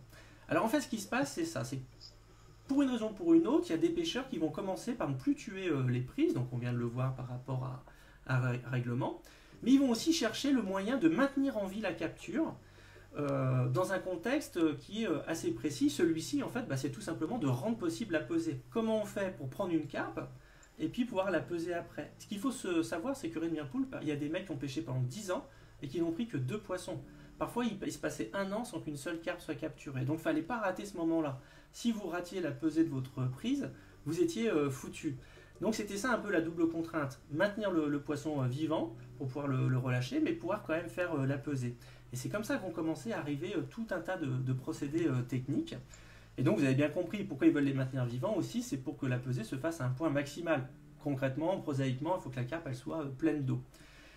Et donc, ils vont commencer à essayer d'organiser la captivité de la carpe. Et c'est ce qui explique qu'en fait, on est passé des couvertures en laine sur lesquelles on posait les carpes et qui, de vous à moi, servaient surtout à protéger le pêcheur du mucus de la carpe, plutôt que la carpe du sol.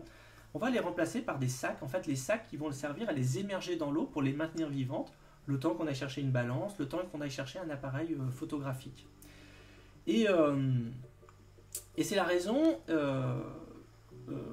qu'on peut pas, c'est pour cette raison qu'on ne peut pas parler du no-kill comme aujourd'hui on l'entend. Vous voyez qu'on est très très loin du no-kill actuel. Et en fait, pour ceux qui ont fait l'erreur de lire mon livre La pêche et Platon, je défendais une thèse forte, qui est en fait celle qu'a présentée aussi Fred en début de live. C'est qu'en fait, le no-kill n'est pas du tout la conséquence d'une éthique, mais c'est bien plutôt sa cause. C'est-à-dire que le no-kill précède l'éthique qui lui est attachée. Et c'est ça que je vais essayer de vous expliquer rapidement. Donc typiquement, ces pêcheurs, ils avaient besoin de pêcher, de peser ces poissons vivants plutôt que morts. Ils vont donc inventer les gestes et les objets techniques pour concilier ces impératifs contradictoires. Et ils vont en particulier, voilà, comme je le disais juste avant, ils vont en particulier, je vous ressors la photo, voilà. Là on voit ici, typiquement, on en est encore au stade de la couverture. Vous voyez que la couverture, elle est là pour protéger les habits du pêcheur, elle n'est pas du tout là pour protéger le poisson. D'ailleurs, on voit bien que la couverture, elle est sèche, donc c'est pas du tout sa fonction. Mais en fait, ils vont très vite inventer le sac de conservation, qui est tout de suite, qui est aujourd'hui encore utilisé. Mais la question qu'on pourrait se poser, c'est pourquoi est-ce qu'ils n'ont pas tout de suite pensé au matelas de réception? Là, on voit que les carpes se débattent sur le sol. On s'imagine que les dégâts sont énormes pour le poisson.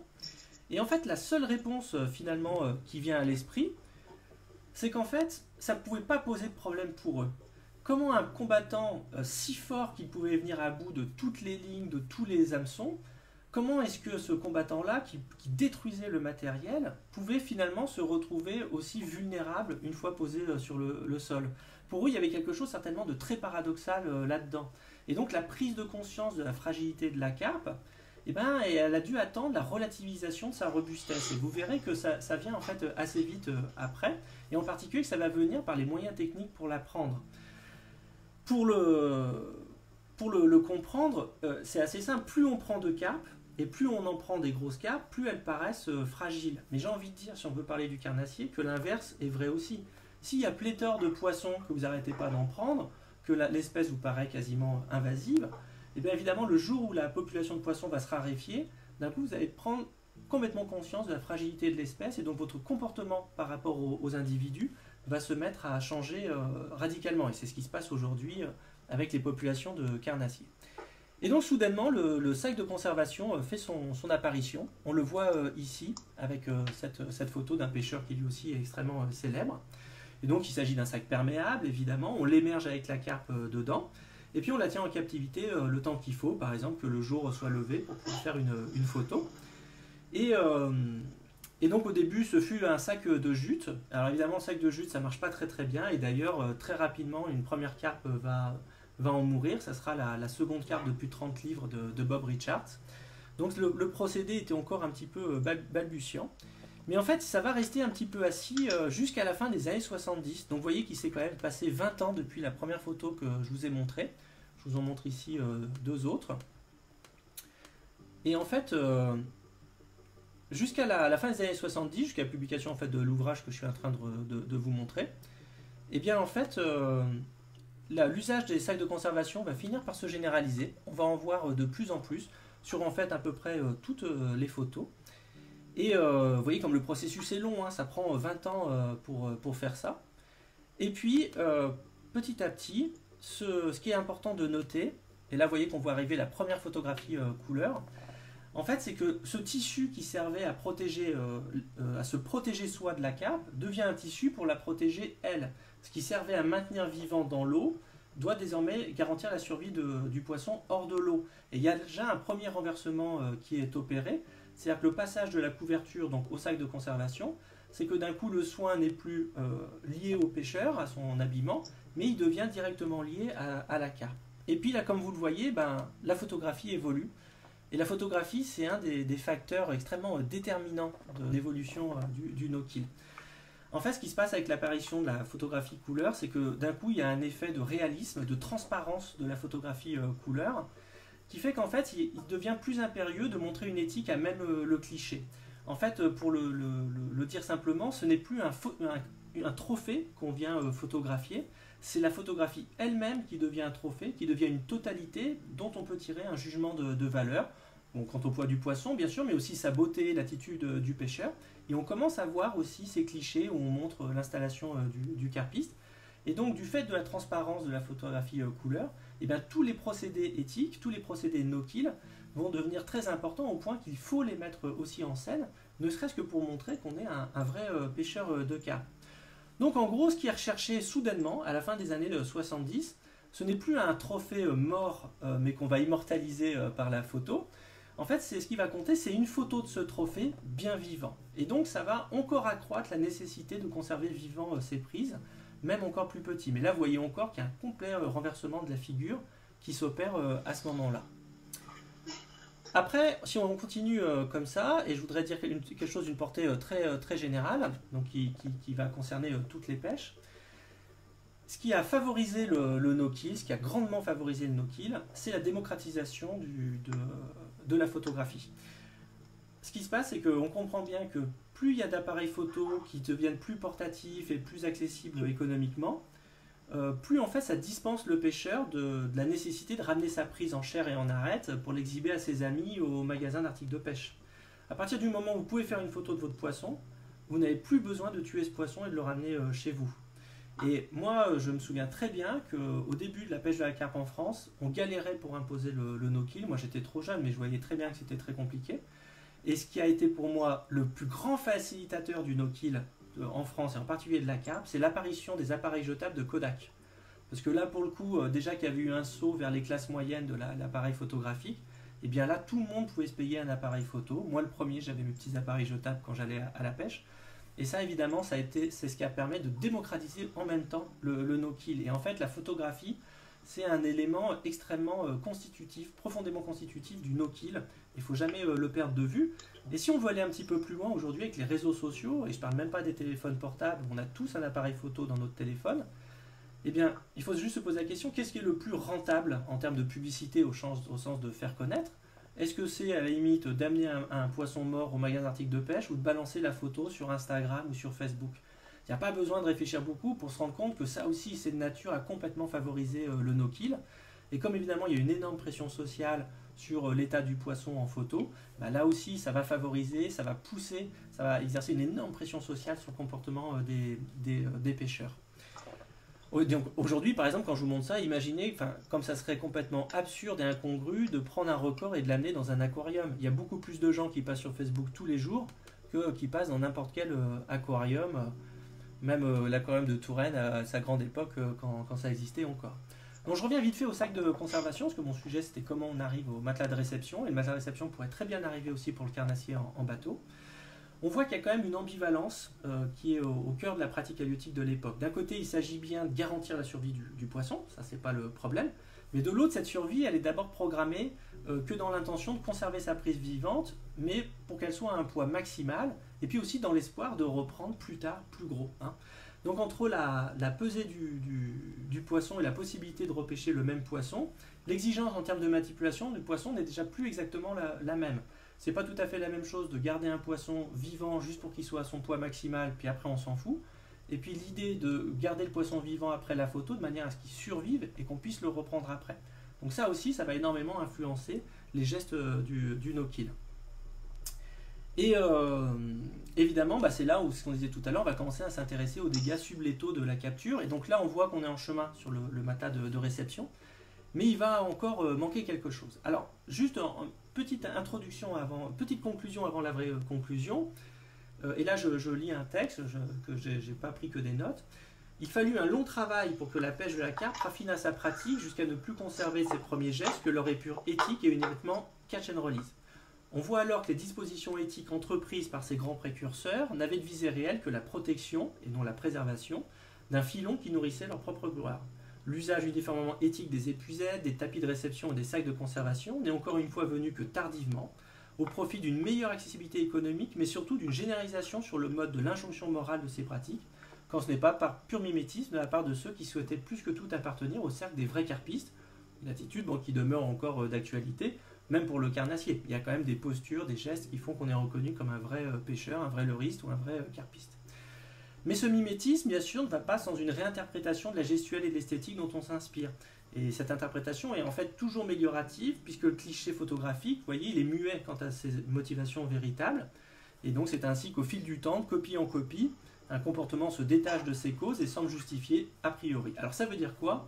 C'est que dans le passage d'un no-kill réglementaire, donc on vous l'impose, c'est pas votre choix, à un no-kill éthique, vous l'avez intériorisé, c'est une décision que vous prenez.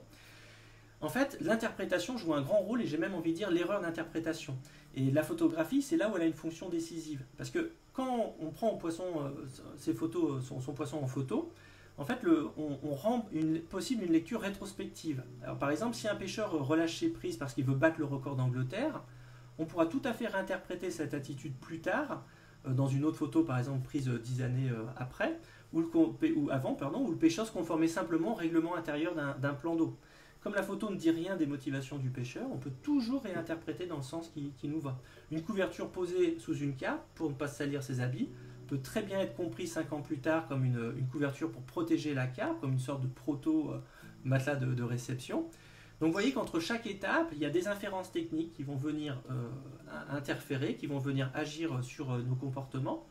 Et en fait, ça va changer progressivement la perception du poisson. Et pour ce que je disais tout à l'heure, surtout, l'arrivée d'un nouveau poisson peut tout changer.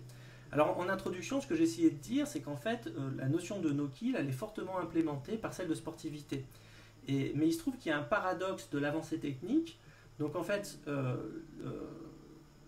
les avancées techniques nous permettent de prendre toujours plus de poissons, toujours plus gros, mais ce qui fait qu'à mesure, ça relativise le poisson. En fait, le poisson qui était si difficile à prendre hier, aujourd'hui, il n'y a plus beaucoup de gloire à le prendre.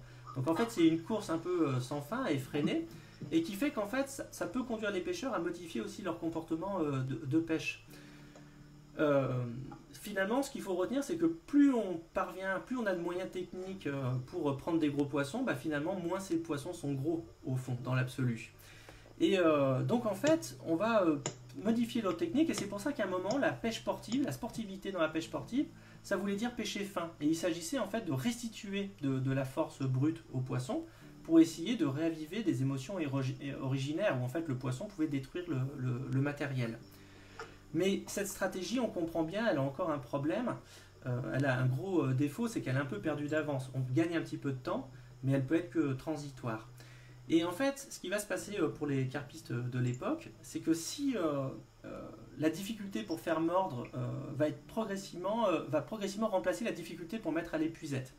En fait, ce qui va se passer, c'est qu'à poids égal, une carpe difficile à faire mordre va devenir plus valorisante à prendre que celle qui est difficile à mettre à l'épuisette. Et pour une raison simple, c'est qu'elles sont super faciles maintenant à mettre à l'épuisette. Le combat est en quelque sorte un petit peu gagné d'avance.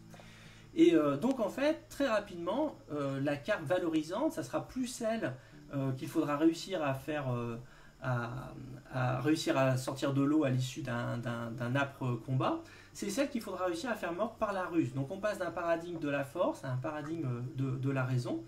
Et en fait, ça aussi, c'est un autre sens fort de pêche sportive, de sportivité, c'est-à-dire de se confronter d'un point de vue stratégique par la ruse, la fameuse métisse dont parlait tout à l'heure Fred. Et ça va devenir un envoi assez normatif pour pas mal de pêches, et en particulier la pêche de la carpe. C'est d'ailleurs encore aujourd'hui ce qu'on entend quand vous entendez quelqu'un dire « Ah bah si tu pêches avec tel truc, ça compte pas, c'est trop facile ». C'est en fait encore un petit peu ça qu'on veut dire. Et j'arrive au bout de mon exposé. Je remercie de l'avoir suivi, parce que je sais que ça va vite et c'est un petit peu ardu. Vous êtes encore assez nombreux. Alors voilà, après il y a un grand tournant qui va se passer.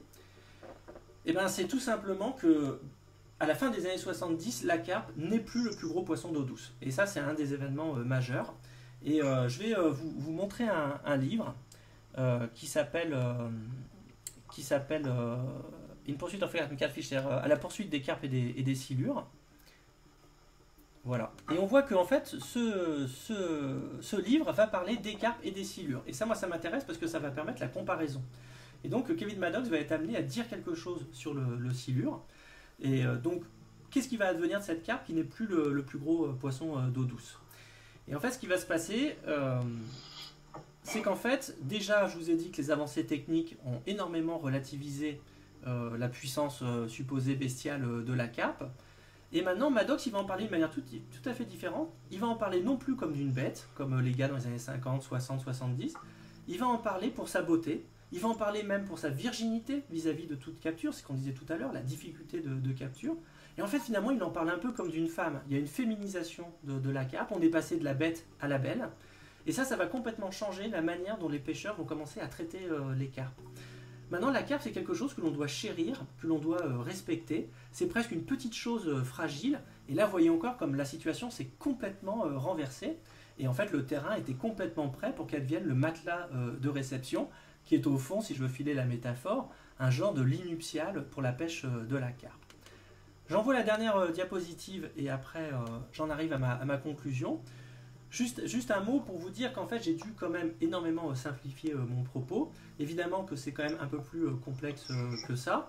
Mais ce qui est sûr, c'est que c'est le silure qui va devenir la grosse brute d'eau douce, parce que le silure, évidemment, il est en nouvelle position de mettre à mal le matériel, ce que ne pouvait plus faire la carpe. Mais il faut dire quand même qu'à l'intérieur même de la pêche de la carpe, et encore actuelle, il se croise en fait quand même deux populations très différentes. On va dire le haut des classes populaires, les classes populaires stabilisées, et le bas des classes moyennes, donc la petite bourgeoisie.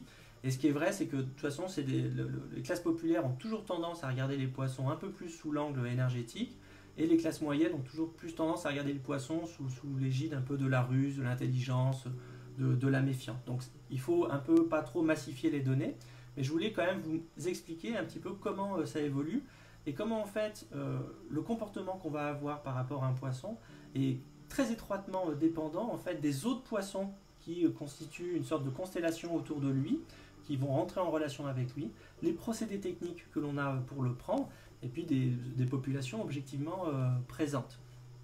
Donc ce que je voudrais dire en conclusion, c'est que de toute évidence, si on comprend bien ce que j'ai dit, parmi les pêcheurs de carpe de la fin des années 70 et du début des années 80, en fait, il y a eu une tentation qui a été la substitution pure et simple de la carpe par le silure. Puisque ces mecs-là recherchaient un rapport de force avec le poisson, un poisson capable de briser leur matériel, de casser les lignes, de tordre les hameçons, évidemment, il était un petit peu tentant de mettre le silure à la place de la carpe. Mais ce qui s'est passé, c'est qu'en fait, ils se sont mis à se laisser séduire eux-mêmes par de nouvelles qualités, mais qu'ils ont au fond injecté eux-mêmes dans la carpe.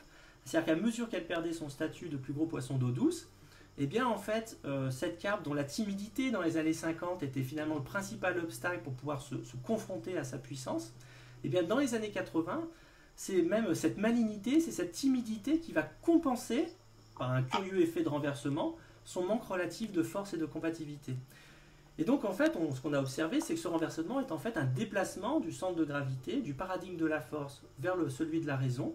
Et c'est un thème qu'on pourra un jour aborder ensemble, parce que pour moi c'est un truc très, très important. Donc vous voyez, ce qui est important de comprendre, surtout quand on fait des sciences humaines, la carpe elle n'a pas changé, hein, c'est toujours le même poisson, mais du fait de notre relation au poisson, du fait que notre relation au poisson, elle a changé, du fait qu'elle est médiatisée en particulier par des objets techniques, et bien l'expérience change, ou plus exactement, j'ai envie de dire, et ça sera ma conclusion, l'expérience, elle reste la même.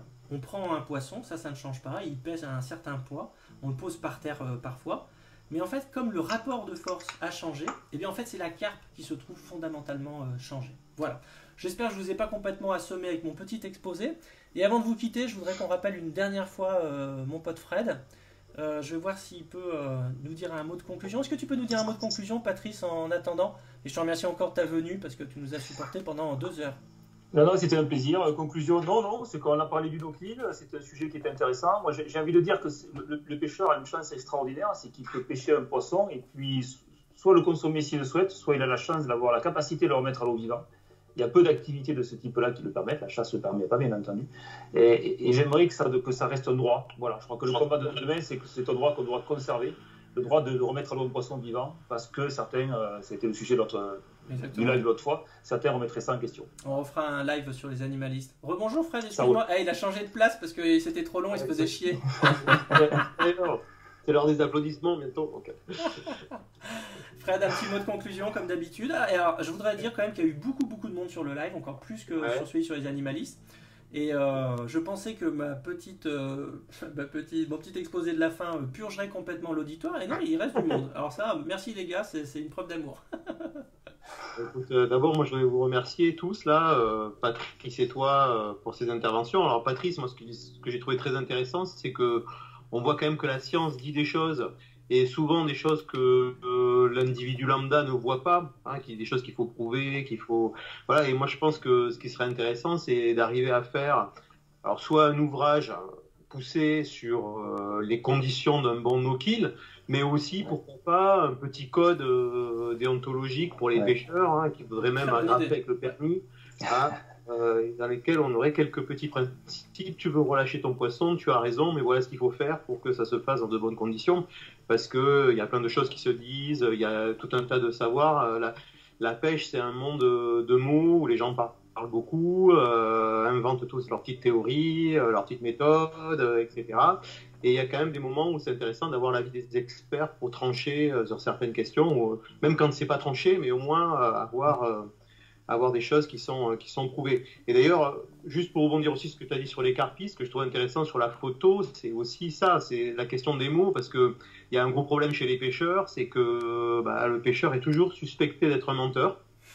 Voilà, et donc il faut prouver, le trophée a longtemps été aussi une preuve, qu'on a attrapé un poisson, on le ramène, pas forcément pour le manger, mais déjà pour le montrer. Et donc la photo s'est substituée aussi finalement au trophée, à la mise à mort, puisqu'elle a permis d'établir la preuve. La preuve qui permet de dire je suis un vrai pêcheur, je suis un bon pêcheur, je ne vous ai pas menti, regardez, je l'ai pris en photo. Et des fois on est souvent désolé parce qu'en général les plus gros, ce sont ceux qui se sont décrochés devant l'épuisette, qu'on n'a pas eu le temps de photographier. Tous comme ça. Oui, ça a déplacé le problème. C'est plus ceux qu'on a pris qu'on n'a pas pu prendre en photo, c'est ceux qu'on n'a pas pu prendre en photo. Je trouve ça très intéressant, cette évolution. Alors moi, ça me laisse aussi penser au silure, parce que le silure, il est arrivé après, et je pense qu'il faudra un jour faire aussi un débat sur le silure, parce qu'en plus, le silure, c'est un prédateur, il a, en plus de la carpe, c'est un carnassier, donc il va aussi avoir cette dimension imaginaire encore plus forte, de gros prédateurs. Voilà. Il y a une remarque aussi. Juste, c'est une dernière remarque, ce que tu as dit à propos des carpistes aussi qui se sont mis à chérir un peu leurs carpes à partir du moment où ils ont commencé à voir qu'elles étaient rares, qu'on pouvait aussi, qu'elles étaient plus anonymes, vous pouvez les attraper plusieurs fois, les connaître et les reconnaître. Bon. Et ça peut peut-être expliquer aussi ce qu'on a dit au début, c'est-à-dire le fait que les gens sont un peu plus lâches avec le no-kill quand ils sont dans des espaces qui ne sont pas les leurs. Ouais. Parce que tout simplement, là, ils sont dans des espaces pas anonymes, donc ils ne ressentent pas forcément la fragilité, ils ont même un effet d'abondance, qui fait que voilà, ils vont être beaucoup moins accros au no-kill en vacances ailleurs que chez eux. C'est vrai. Voilà. Bon. Alors, une petite remarque comme ça que j'ai notée au passage, mais encore merci notamment à Patrice aussi, parce que j'ai vraiment appris plein de trucs. Moi aussi, j'ai appris beaucoup de choses. Ouais. Et ce que je voudrais dire, tu avais quelque chose de Fred encore, peut-être que je t'ai coupé. Non, non. T'as peur que... Non, si je... Non. Bon, moi, surtout, il me reste à vous remercier et à vous faire savoir que là, j'ai regardé les commentaires du coin de l'œil. Pour ceux qui sont restés, alors j'ai fait partir la moitié des gens quand même. C'était un peu le but. C'est pour ça que je l'ai fait à la fin et pas au début. Sur les gens du aussi. Il y en a temps, c'est pas mal. Voilà, mais j'aurais fait un mauvais prof. Mais pour ceux qui sont restés, donc les plus endurants, mais je vois aussi qu'il y a des gens qui ont un esprit critique d'habitude très aiguisé, voire même automatisé. Et beaucoup de félicitations de gens qui vous remercient pour ce live. Et je pense aussi que vous avez fait un très bon live, les gars. Donc franchement, merci beaucoup. Et on continue. Alors justement, sur le silver, oui, il y a un live qui est prévu. Mais je vais le coupler peut-être à une autre thématique pour que ça soit encore plus péchu. Et donc on fera quelque chose. Mais j'aimerais bien aussi qu'on refasse un retour sur les animalistes. Qu'on revoie Bill François, tout ça, Laurent. Et ça serait assez cool.